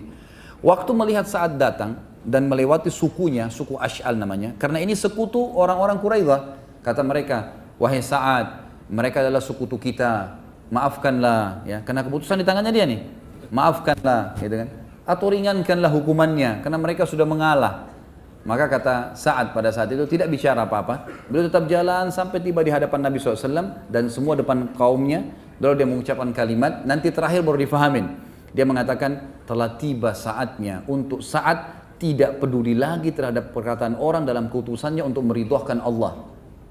Ini keputusan. Orang belum paham kalimat jadi ini. Dia ulangi lagi, sudah tiba saatnya, saat akan tidak mempedulikan perkataan orang dalam mengambil keputusan yang membuat ridho Allah. Sampai 3 kali. Baiklah. Lalu kata Nabi SAW, wahai Sa'ad, sesungguhnya mereka ingin turun terhadap di atas hukummu. Hakimilah mereka. Sa'ad karena adabnya dengan Nabi SAW, dia mengatakan, ya Rasulullah, Anda lebih pantas mengambil sebuah keputusan. Lalu kata Nabi SAW, tidak hai Sa'ad, untuk saat ini Allah memerintahkan kamu, perintah dari langit sekarang, kamu yang disuruh ambil keputusan. Lalu saat melihat ke sukunya, mayoritas pasukan orang-orang Ansar, sekarang yang jadi masalah dalam kotanya, gitu kan? Maka dia bilang, dia tahu ada beberapa orang-orang sukunya ini yang mungkin partner bisnis sama orang-orang Yahudi Quraidah ini, nanti mereka berat dan segalanya. Dia bilang, ya Rasulullah, saya ingin tanya satu hal dulu. Boleh? Silahkan. Apakah di sini suku-sukuku ini, semua sukuku di sini, ridho kalau aku mengambil sebuah keputusan? Iya, tentu saja kami ridho, kata sukunya. Lihat lagi orang muhajirin. Wahai muslimin saudaraku, apakah kalian ridho dengan keputusan kalau aku ambil keputusan? Iya, kami ridho. Enggak satupun kami di antara kami yang akan menolak. Lalu dia balik arah Nabi SAW di hadapan beliau. Lalu ada kemahnya Nabi di sebelah kanannya Sa'ad. Saat tidak mau kesannya kayak menggurui Nabi atau melampaui Nabi, maka beliau mengatakan, apakah pemilik kemah ini juga ridho kalau saya mengambil keputusan? Nabi SAW tidak dikatakan apakah Nabi setuju enggak? Apakah pemilik kemah ini juga setuju kalau saya ambil keputusan? Kata Nabi SAW, iya hai Sa'ad, kalau begitu hai muslimin, keputusan saya, semua laki-lakinya Quraidah dibunuh. Semuanya. Semua perempuan dan anak-anaknya jadi tawanan perang, jadi sahaya, gitu kan? Hartanya dibagi sebagai ghanimah, selesai keputusannya. Maka Nabi SAW tutup takbir, Allahu Akbar, kau telah berhukum dengan hukumnya Allah dari langit ke-7. Allah sebenarnya mau keputusan itu, tapi kau keluarkan dari mulutmu hukum yang Allah inginkan tadi. Maka ini sebuah keputusan yang luar biasa dari Sa'ad. Keluar semuanya, pasukan Quraidah ini. Waktu lewat, gitu kan? Dia ulangi lagi kata-katanya Sa'ad. Sudah tiba saatnya untuk Sa'ad tidak mempedulikan celaan orang untuk mendapat ridha Allah. Selesai. Lewatlah orang-orang Quraidah. Diikat semua laki-lakinya, 700 orang itu. Perempuannya semua dibagilah hartanya segala macam. Tinggal 700 orang. Ada beberapa orang tentu yang selamat ya. Ada di kajian sirah saya sempat sampaikan itu, ada, saya lupa sekarang namanya, ada satu orang yang pada saat dia lagi dipegang oleh muslimin, dia lihat ada satu ibu muslimah lewat dan dia kenal, dia sering transaksi jual beli sama ibu itu. Lalu dia teriak, hai ibu, saya mau disembelih gitu. Ya, maafin saya, lindungin saya gitu. Maka ibu itu pun mengatakan kepada pasukan muslimin, sebentar, saya mau lindungin orang ini. Dibawa ke Nabi SAW, ya Rasulullah ini lindungan saya. Kata Nabi SAW, silahkan ambil. Gitu kan. Maka orang itu pun syahadat. Orang syahadat, setelah dia syahadat dia bilang, Alhamdulillah, gara-gara syahadat saya nggak jadi dibunuh.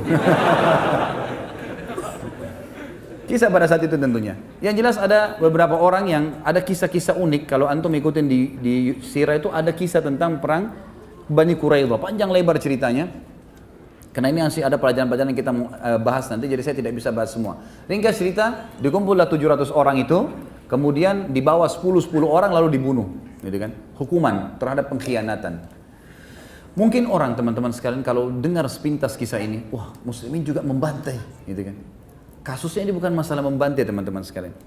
Kasusnya kalau Quraidah malam itu, hari itu membuka bentengnya, satu Madinah habis. Dan perlu kita garis bawahi, muslimin waktu itu pusatnya di Madinah. Artinya kalau habis semua ini. Pengkhianatan mereka bukan pengkhianatan yang biasa.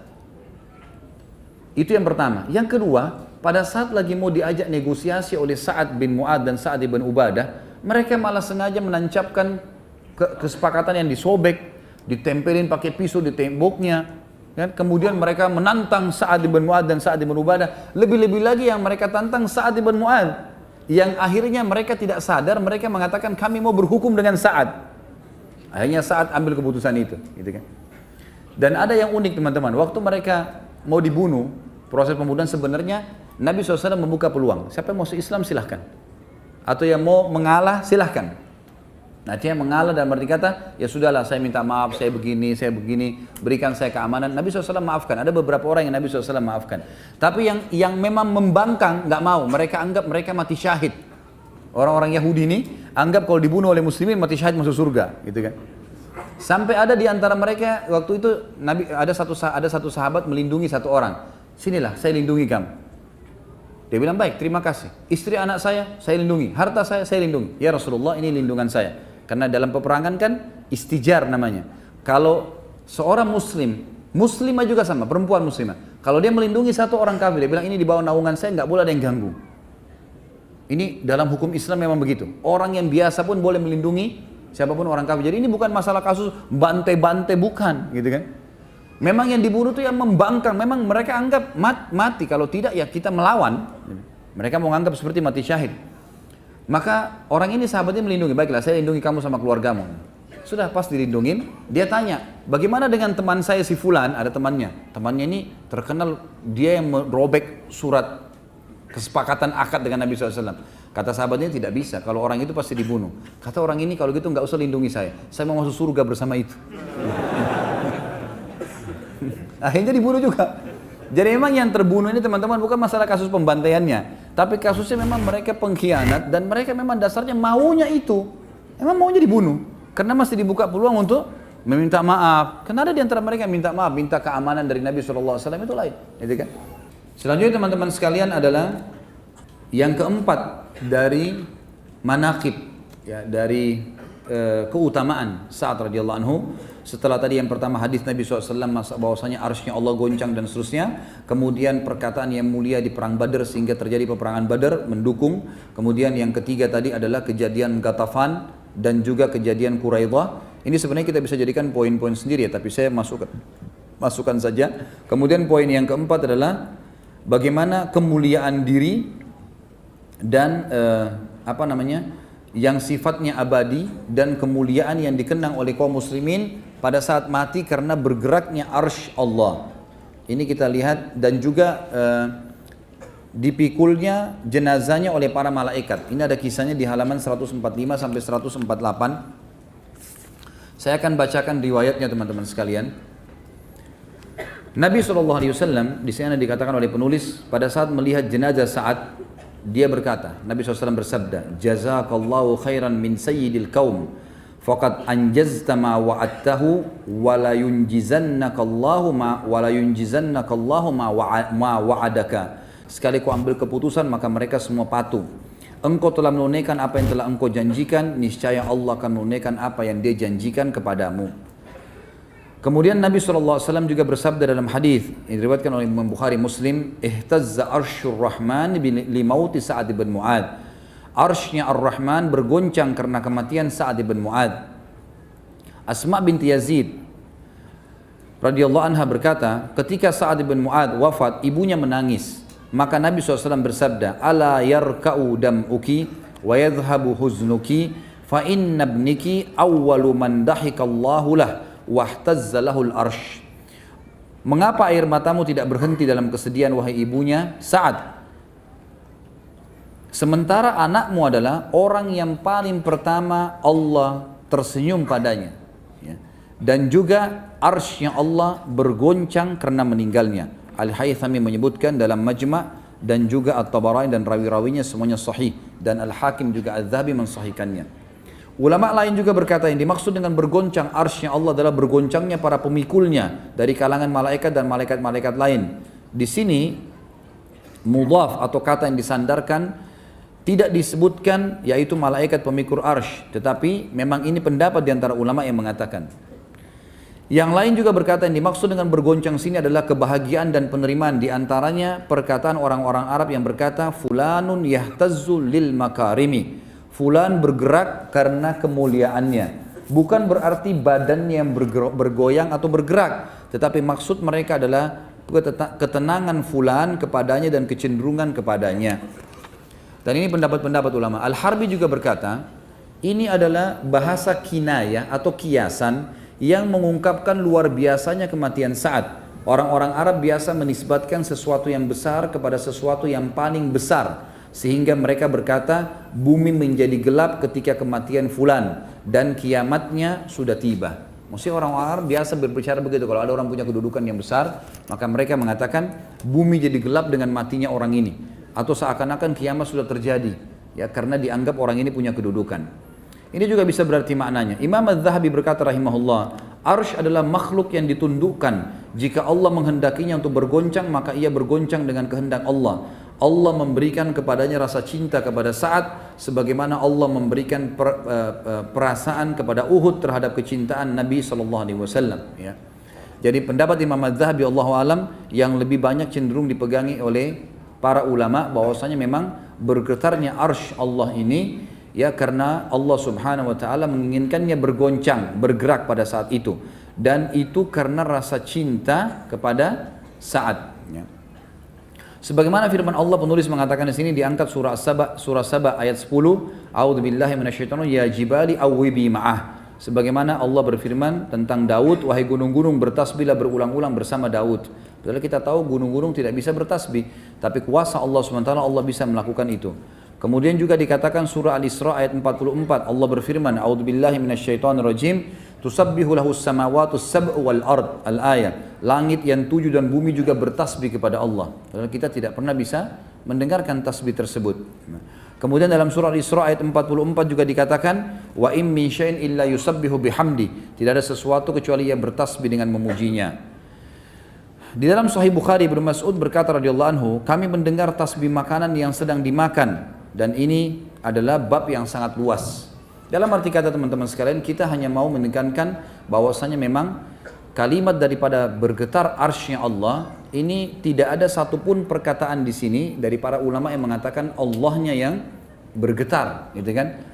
Karena tidak mungkin kita mengucapkan kalimat ini, tidak santun kepada Allah SWT. Tapi arsy adalah ciptaan Allah, dan sudah diberikan tadi gambaran, bisa karena perintah Allah, bisa karena kecintaan arsy kepada Allah, bisa karena apa saja, ya. Mungkin pemikul arsy yang bergoncang karena malaikat-malaikat itu mencintai Sa'ad dan seterusnya. Dan dalam satu riwayat Ibnu Umar meriwayatkan, dinisbatkan kepada Nabi SAW, dikatakan Nabi SAW bersabda, ihtazzal arsyu li hubbi liqa'illahi Sa'ad. Arsy bergoncang karena mencintai perjumpaan Allah dengan Sa'ad, dan ini diriwayatkan oleh Ibnu Sa'ad dan Hakim, dan beliau mensahihkannya. Dan Allah alam, kesimpulan dari semua apa yang disampaikan ini, yang lebih kuat adalah pendapat yang dipegangi oleh para ulama yang terakhir sekali, bahwasanya dikatakan arsy-Nya Allah bergoncang karena mencintai, karena Allah mencintai menjumpai Sa'ad radhiyallahu anhu. Baik, ini adalah kejadian manaqib. Kemudian juga manaqib yang lain, yang kelima adalah masalah hadirnya malaikat pada saat dia meninggal untuk mengurus jenazahnya dan memikul jenazahnya. Disebutkan dari Mahmud bin Labib radhiyallahu anhu, beliau berkata, ketika tulang lengan Sa'ad terkena anak panah, lalu dia sakit karenanya, tadi lengan kanannya, maka mereka membawanya kepada seorang wanita yang bernama Rufaidah, yang biasa mengobati luka. Jika Nabi SAW melewati Sa'ad, beliau menyapanya, mengatakan, bagaimana keadaanmu sore ini, bagaimana keadaanmu pagi ini. Maka Sa'ad menjawab, sampai tiba satu malam di mana kaumnya memindahkannya dan sakitnya semakin parah, maka kaum Sa'ad pun membawanya ke Bani Abdil Ash'al di perkampungan mereka. Rasulullah SAW datang menjenguk Sa'ad, lalu dikatakan kepada beliau, kaumnya telah membawanya pulang. Maksudnya Nabi kunjungi dia di masjid, di kemah dekat masjid, tapi ternyata sudah nggak ada, dibawa pulang ke kaumnya. Lalu Nabi SAW berangkat dan kami mengikuti beliau, kata Mahmud ibn Labib, beliau pun berjalan dengan cepat sampai tali sendal kami terputus karena cepatnya Nabi SAW berjalan. Jadi pada saat sudah diangkat dari kemahnya di dekat masjid, dibawa ke rumahnya di perkampungannya, Nabi SAW segera mengejar ke sana. Ada alasannya kenapa dikejar nih. Dan Nabi SAW buru-buru, sampai para sahabat karena mengejar Nabi SAW, sendal-sendal mereka terputus. Hal ini disampaikan oleh para sahabat kepada Nabi SAW, maka beliau bersabda, ya Rasulullah, kenapa anda buru-buru begini? Kenapa sampai begini, sampai sendal-sendal pada putus, debu-debu pada berterbangan? Maka kata Nabi SAW, inni akhafu an tasbiqana ilaihil malaikatu fatagsiluhu kama gasalat handala. Aku khawatir para malaikat mendahului kita memandikannya sebagaimana mereka memandikan Handala. Dan ini hadis sahih, ya. Ini menandakan teman-teman sekalian, pada saat itu Nabi SAW sudah tahu kalau saat begitu tiba di sukunya sudah meninggal dunia. sudah meninggal dunia. Dan Nabi SAW buru-buru kenapa? Karena beliau ingin memandikan jenazahnya Sa'ad ibn Mu'adz. Dan beliau berkata, saya khawatir jangan sampai kalau kita telat tiba di sana malah malaikat yang mengurus jenazahnya. Di dalam sabda Nabi SAW yang lain dikatakan bahwasanya kami bertanya, kata para sahabat, kami bertanya, wahai Rasulullah, kami tidak membawa seorang mayit yang paling ringan dibandingkan dia, si Sa'ad ini. Maka kata Nabi SAW, ma yamna'uhu an yakhiffa wa qad habata minal malaikati kada wa kada lam yahbitu qattun qabla yaumihim qad hamaluhu ma'akum. Bagaimana tidak ringan jenazahnya? Jadi waktu sahabat angkat itu kayak ringan sekali. Sebagian athar menyebutkan seperti jenazah itu kalau mau dipindahkan ke tangan yang lain seperti sebuah kapas, ya, yang sangat ringan sehingga mudah pindah di pundak-pundak para sahabat. Mereka bertanya, Rasulullah, kami belum pernah mengangkat jenazah. Bagaimana kalau jenazah kemudian seperti kapas, sangat ringan, gitu kan? Seperti ini, kata Nabi SAW, bagaimana tidak ringan, sedangkan para malaikat dengan jumlah sekian dan sekian telah turun. Mereka tidak turun sebelum hari ini, mereka memikul Sa'ad bersama kalian. Dan ini bisa dilihat pun nomor 16, riwayatkan Ibnu Sa'd dan dihasankan oleh Arnaud, ya, dalam Asy-Syiar.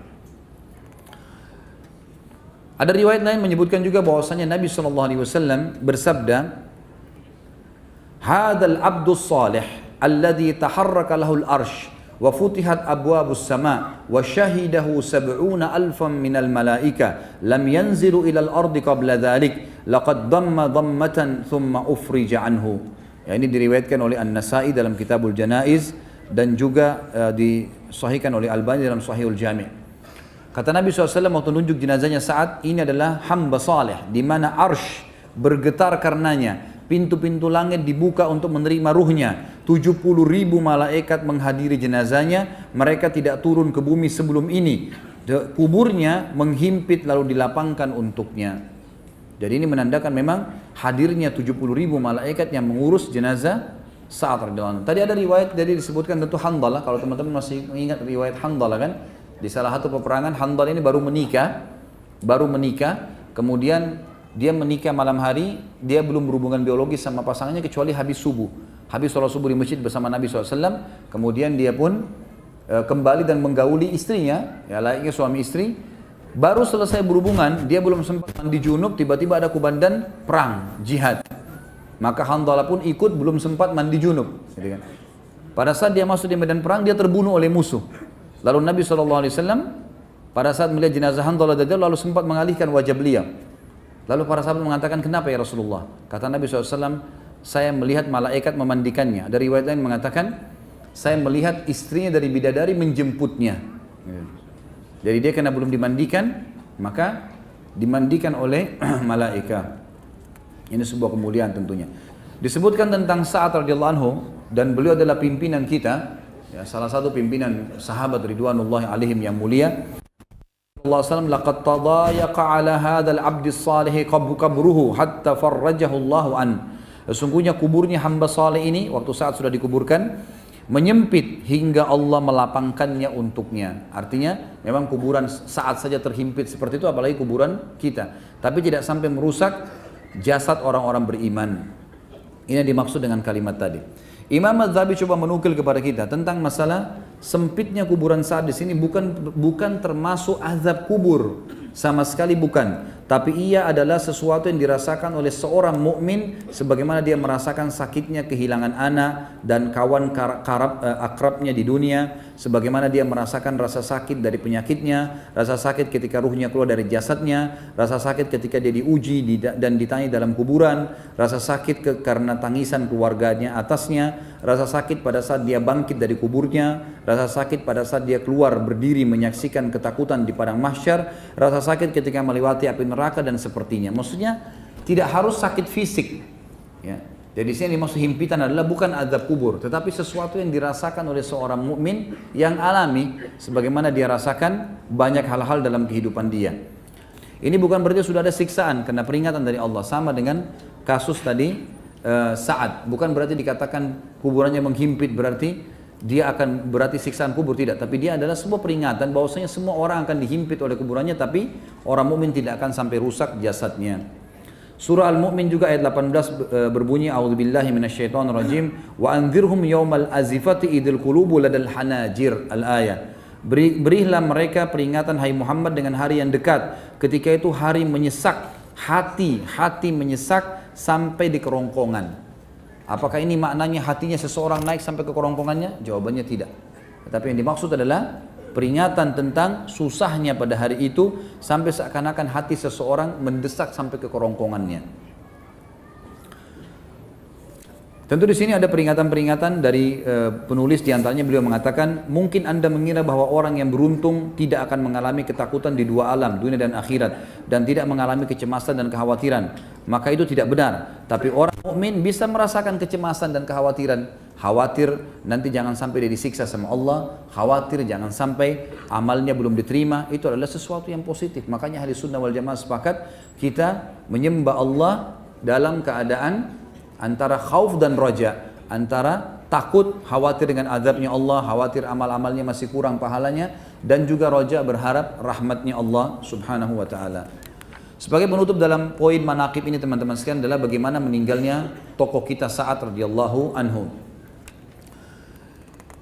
Ada sebuah riwayat menjelaskan kepada kita, atau dua buah riwayat. Yang pertama diriwayatkan oleh Imam Muslim dari Al-Bara' ibn Azib radhiyallahu anhu, bahwasanya Rasulullah SAW pernah diberi hadiah sebuah jubah dari sutra, maka para sahabat merabahnya dan sangat lembut karena sutra yang sangat mahal, gitu kan.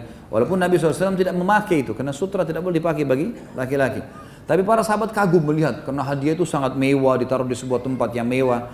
Mereka kagum pada kelembutannya, maka Nabi SAW bersabda, "Atajabuna min lini hadhihi lamanadilu Sa'd bin Mu'adz fil jannati khairum minha wa alyan." Apakah kalian kagum dengan kelembutan sutra ini? Sapu tangannya Sa'd bin Mu'adz di surga lebih baik dan lebih lembut daripada ini. Padahal Sa'd bin Mu'adz sudah lama meninggal. Ini kejadian sudah lama, beberapa tahun kemudian barulah Nabi SAW mendapatkan hadiah sutra. Maka Nabi masih menyebutkan sapu tangannya Sa'ad, dan sapu tangan sesuatu yang paling sederhana bagi dalam pakaian seseorang. Dia hanya dipakai untuk membersihkan keringat, membersihkan kotoran hidung, kan gitu. Dia sesuatu bukan yang dipamer atau diperlihatkan.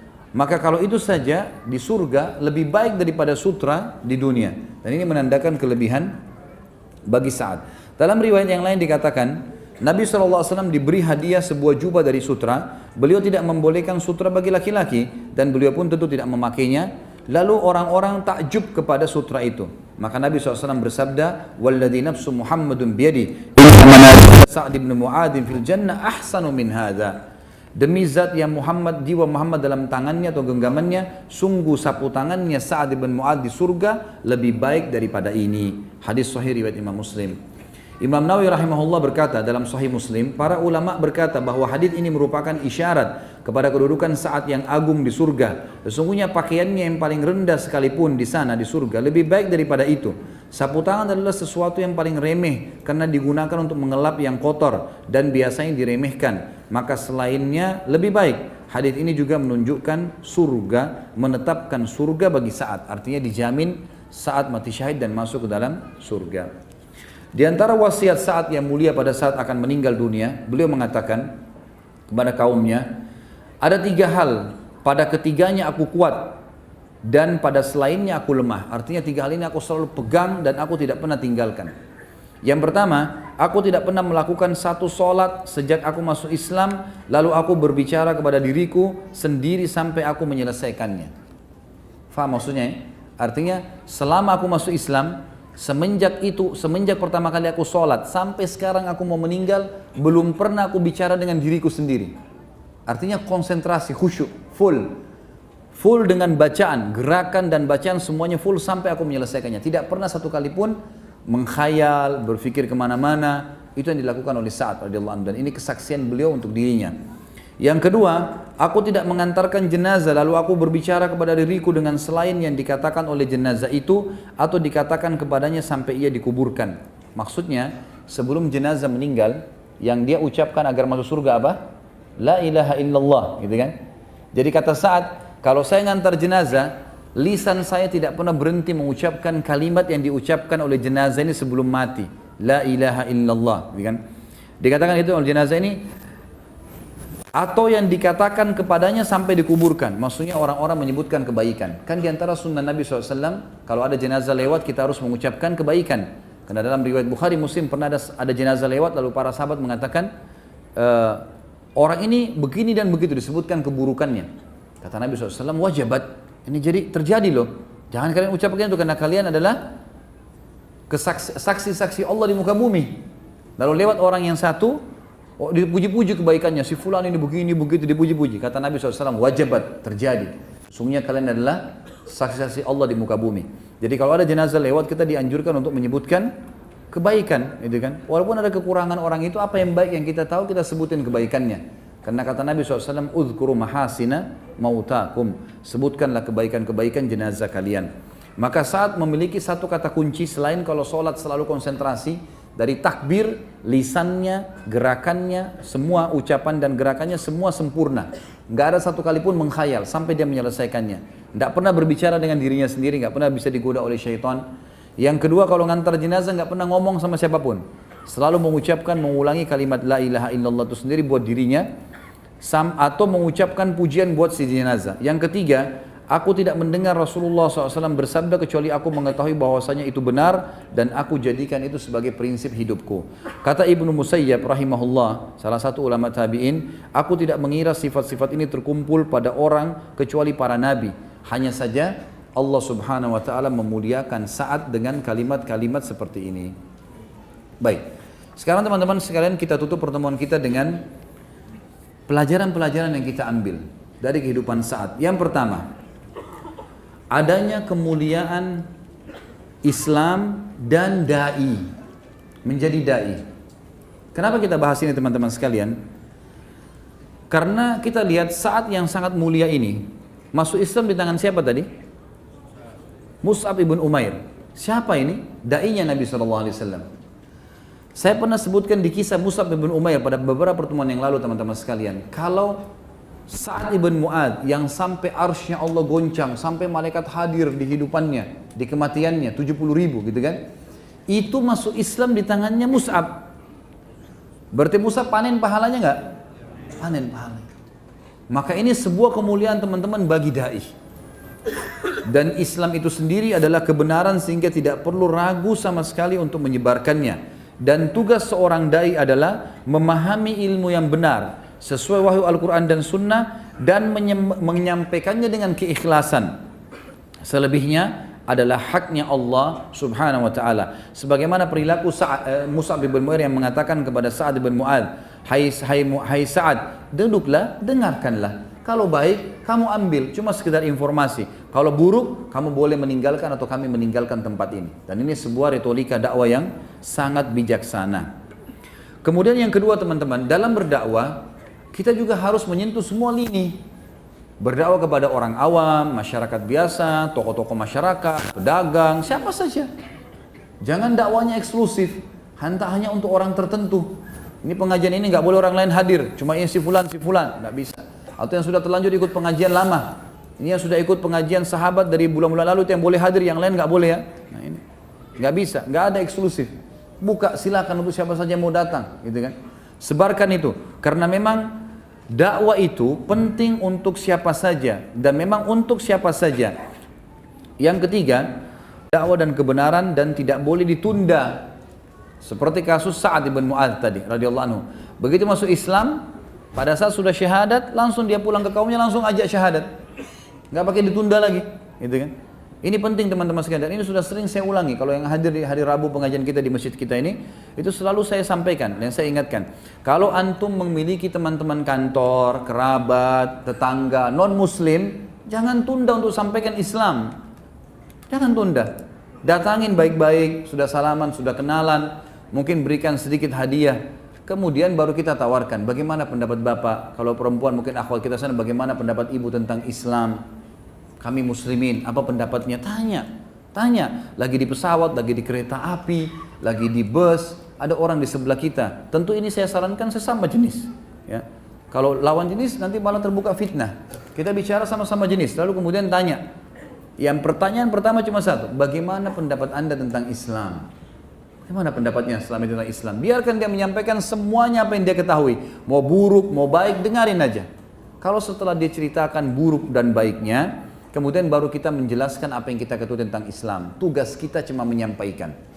Orang semua teman-teman yang masuk Islam itu, kalau kita dengar kisahnya 90% sesuatu yang tidak masuk di akal kita. Karena dengar azan merinding, karena melihat muslimin, karena mendengar qul huwallahu ahad, yang saya rasa antum sudah dengar dari kecil, gitu kan? Tapi ini luar biasa bagaimana mereka bisa masuk Islam, dan ini penting. Dan akhirnya saat memanen pahala seluruh sukunya karena masuk Islam, setelah dia masuk Islam dan menyebarkan dakwah. Yang keempat teman-teman pelajaran adalah perlunya seseorang itu kokoh di atas kebenaran dan Islam, serta sangat yakin dengan janji Allah dan Rasulnya. Teman-teman sekalian, antum hadir di masjid ini yang Masya Allah jumlahnya sampai sekian banyak. Ini jangan dijadikan sebagai, sering saya bilang, jangan cuma testimoni, saya mau tes aja deh dengar ceramah, atau cuma seremoni ngerame-ramein dengan teman-teman saya aja, enggak. Datang ke lakukan sebuah perbuatan teman-teman dengan sebuah target, harus ada target, apa yang saya dapatkan, gitu kan. Dan selalu kalau majelis ilmu itu kita buka diri kita untuk mengambil yang positif, ada yang negatif jangan diambil, tapi yang kalau yang positif silahkan ambil, gitu kan. Jadikan sebagai pegangan, apalagi kalau semuanya Masya Allah kebaikan, kenapa nggak diambil? Dan itu perlu, kita harus tahu teman-teman sekalian, yakin. Dan bukan cuma itu, kalau kita sudah yakin tentang kisah Sa'ad dan kisah sahabat-sahabat Nabi yang lain yang sudah kita jelaskan, penyampaian-penyampaian tentang hukum-hukum syar'i yang kita sudah yakin dengan dalilnya teman-teman sekalian, itu tinggal dipraktikin. Demi Allah tinggal tunggu mati kita bersama-sama dengan mereka. Ingat, para sahabat teman-teman kalau mau meninggal seseorang di antara mereka, itu mereka datang satu sama yang lain. Dan mereka saling berkata apa? Berita gembira buat kamu. Temannya mau mati, dia bilang berita gembira buat kamu. Kita kadang-kadang kalau orang sudah mau mati, kesian ya. Apalah kita bilang, gitu kan. Kalau mereka enggak, berita gembira buat kamu. Kenapa berita gembira? Mereka bilang apa? Sebentar lagi kau akan menemui semua hasil perbuatanmu yang baik-baik. Kamu akan masuk, kamu akan bertemu dengan Rasulullah SAW, kamu akan bertemu dengan sahabat-sahabatnya dan orang-orang soleh, dan kau akan masuk ke surga yang dijanjikan. Apa maksudnya kalimat ini teman-teman? Mereka memotivasi temannya yang mau mati, ini janji Allah semua benar. Kamu mati ini, kamu dahului kami mendapatkan itu semua. Cuma sabar sampai mati teman-teman. Kehidupan kita sebenarnya orang mukmin bukan di sini, di sana, di akhirat. Kehidupan abadi. Selanjutnya teman-teman sekalian, yang kelima adalah bagaimana cintanya para sahabat terhadap kematian dan rindunya mereka terhadap kematian tersebut, terutama bila dikumandangkan jihad oleh Nabi SAW. Dan kita bisa melihat bagaimana perkataan Sa'ad pada saat mengatakan wajabat, ya sungguh telah benar ya Rasulullah, waktu Nabi mengatakan semoga Allah merahmatimu. Sa'ad juga sempat berkata dalam perkataannya pada saat dia kena anak panah, dia mengatakan ya Allah, kalau seandainya setelah hari ini masih ada upaya Quraisy menyerang Nabi ya, Muhammad SAW, maka hidupkan saya. Kalau setelah hari ini masih ada upaya Quraisy seperti perang Ahzab, karena perang Quraidah itu masih dekat sekali dengan Ahzab, gitu kan? Beberapa hari saja. Kalau masih terjadi penyerangan Quraisy, ya Allah panjangkan umur saya karena aku akan membela nabimu. Tapi kalau sudah tidak lagi pertemuan dengan Quraisy, artinya Islam akan menyerang Quraisy dan akan menang setelah hari ini, dan memang itu betul terjadi. Karena nanti setelah perang Ahzab, Nabi SAW mengatakan Quraisy tidak akan bisa memerangi kita lagi. Mulai hari ini kita akan memerangi mereka, gitu kan, sampai pembebasan kota Mekah. Kata Sa'ad, ya Allah, matikanlah saya setelah engkau memberikan ya, penyejuk mataku terhadap suku Quraidah. Artinya setelah saya mengambil keputusan suku Quraidah, baru matikan saya Allah. Gitu. Maka Allah Subhanahu Wa Taala pun menerima perkataan atau permintaan Sa'ad. Tapi bagaimana mereka menghadapi kematian dengan sangat tenang ya. Saya menceritakan bagaimana akhir hidup mereka, selalu cerita matinya. Seperti Abu Bakar waktu mau meninggal, beliau tinggal menulis wasiat, menyuruh Utsman, hai Utsman tulislah, gitu kan. Sampai akhirnya namanya Umar yang ditulis. Lalu Abu Bakar dengan sangat gembira pada saat itu, sudahlah, saya sudah memilihkan yang terbaik buat umat ini, lalu kemudian beliau meninggal dengan sangat tenang. Abu Bakar sudah masuk surga. Umar juga begitu pada saat mau meninggal. Beliau waktu mau meninggal, beliau mengatakan, mintalah izin kepada Aisyah Ummul Mukminin supaya saya bisa dikubur bersama Nabi SAW dan Abu Bakar. Kalau diizinkan alhamdulillah, kalau tidak, kalau saya mati hari ini, kuburkan saya di kuburannya muslimin. Lalu kemudian beliau meninggal juga pada hari itu. Dan kematiannya begitu saja orang beriman. Sudah yakin dengan apa yang Allah janjikan, nggak ada keraguan, nggak ada ketakutan, gitu kan? Karena sudah pasti semua, nggak boleh ada keraguan dalam masalah ini teman-teman sekalian. Membedakan tingkat keimanan seorang mukmin di keyakinannya. Makanya Abdullah bin Mas'ud berkata, kami nggak bisa menyaingi, kami berbuat ibadah yang dibuat oleh Abu Bakar. Sholat, kami sholat, puasa, kami puasa, jihad, kami jihad, semuanya kami kerjakan. Tapi kami tidak bisa menyaingi Abu Bakar di keyakinannya. Gak bisa sama sekali. Luar biasa keyakinannya. Allah Rasulnya mengatakan A, A, B, B, janji pasti. Jadi jalan di muka bumi ini teman-teman, kalau keyakinan kita ada janji Allah yang benar di akhirat sana, apa saja kita akan tempuh, yang penting kebenaran. Sampai kita mati pun iya, kan gitu. Itu yang membuat mereka semangat dalam menghadapi jihad, membela agama. Gak ada urusannya. Kalau ajal saya mati, mau diranjang atau mau di medan perang, tetap akan mati, gitu kan? Maka tinggal isi dengan hal-hal yang apa yang Allah ridhai dan kita akan panen di sana. Ini semua janji pasti. Gak boleh ada keraguan dalam masalah itu. Yang ketujuh, bagaimana keputusan Sa'ad radhiyallahu anhu, karena selalu saja bersesuai dengan apa yang Allah dan Rasulnya ridhahi, maka sampai menghasilkan arsy-nya Allah bergoncang. Yang kedelapan, adanya perawat wanita dalam Islam. Ini sedikit saya sisipkan karena tadi kita sebutkan waktu Sa'ad sempat luka dan keluar darah, dirawat oleh seorang wanita bernama Rufaidah, dan dia adalah seorang perawat yang sering kali diajak oleh Nabi SAW dalam peperangan. Karena ada beberapa nama-nama wanita memang yang menjadi perawat, dan ulama juga menjadikan ini sebagai salah satu dalil bolehnya kalau orang perawatan, pengobatan maksud saya, pengobatan oleh lawan jenis, gitu kan. Ini sesuatu yang harus darurat, kecuali kita masih mendapatkan sesama jenis yang ada, alhamdulillah. Tapi kalau tidak, maka hukum syar'inya boleh. Dan itu bisa bisa dibaca tadi di halaman 149. Kemudian yang ke 10, bagaimana para malaikat bisa hadir di kematian orang-orang beriman, dan itu bukan mustahil terjadi kepada selain Sa'ad. Khusus untuk malaikat hadir ya, mungkin bisa. Karena kita tahu misalnya ada firman Allah Subhanahu wa taala yang menyebutkan tentang orang-orang mukmin kalau meninggal, seperti a'udzubillahi minasyaitonir tatanazzalu alaihimul malaikatu alla khaufun alaikum wa lahum yahzanun. Pada saat orang-orang mukmin meninggal, maka akan turun malaikat-malaikat kepada mereka dan berkata, janganlah kalian sedih dan jangan kalian susah, gitu kan. Dalam sebuah hadis disebutkan Nabi SAW bersabda, malaikat akan memperlihatkan seluruh amal-amal solehnya yang diterima, sehingga dia sangat rindu ingin bertemu dengan Allah, Allah pun rindu bertemu dengannya. Jadi ada malaikat memang hadir. Dan memang salah satu hal yang paling mendasar, yang paling pertama dilihat hal gaib ya, oleh mata seorang manusia, itu pada saat kematian melihat malaikat. Pada saat kematian melihat malaikat. Kemudian juga Nabi SAW telah memberikan kesaksian tentang kesolehan Sa'ad ibn Mu'ad, yang semestinya kitanya ini tidak ragu dalam mencontohi kehidupannya.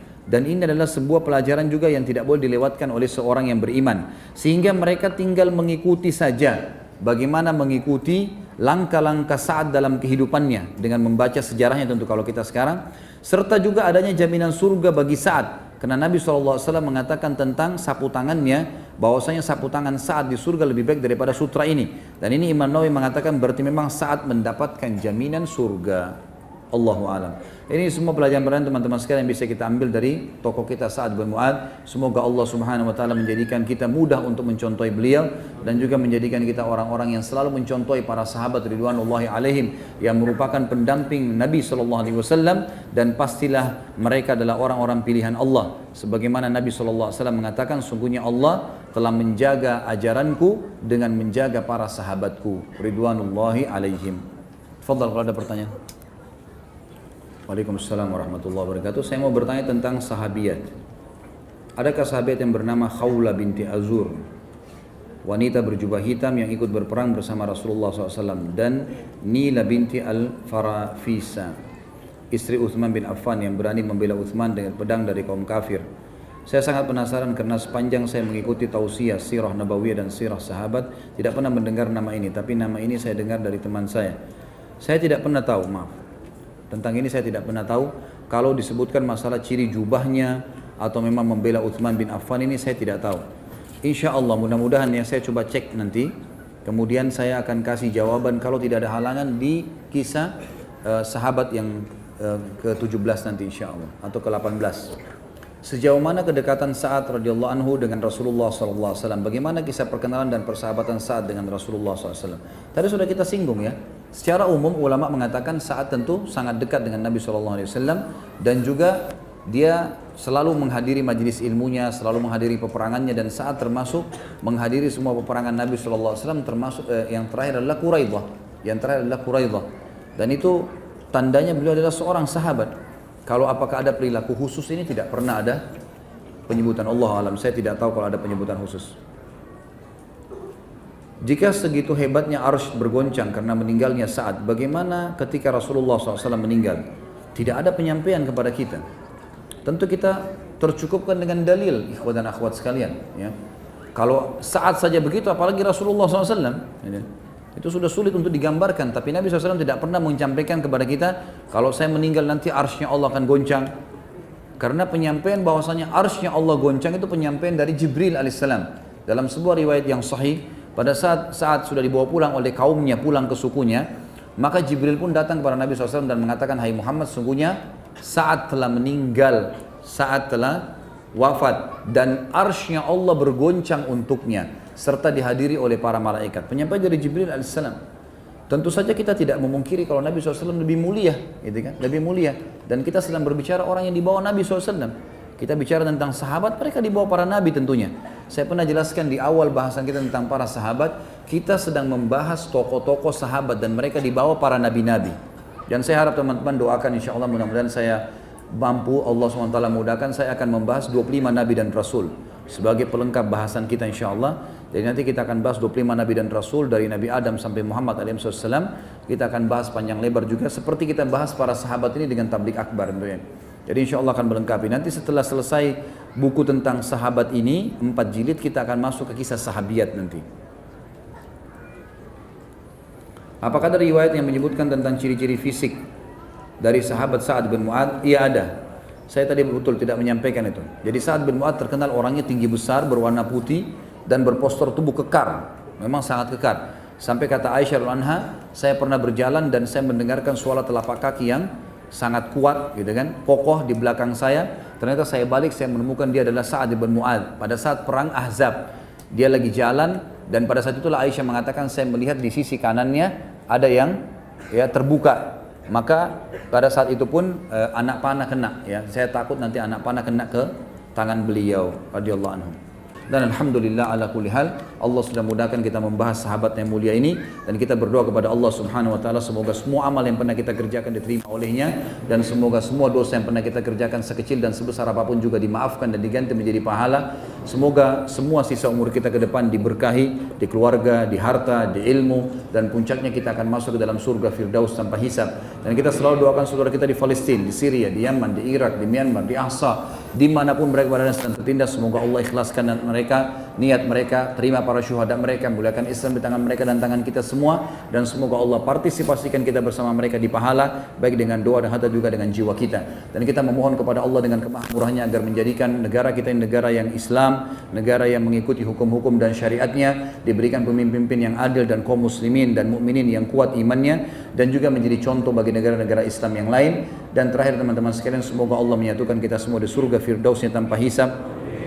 Semuanya satukan kita di majlis ilmu yang mulia ini. Kalau benar dari Allah, kalau salah dari saya mohon dimaafkan. Subhanakallahumma bihamdika asyhadu an la ilaha illallah wa barakatuh.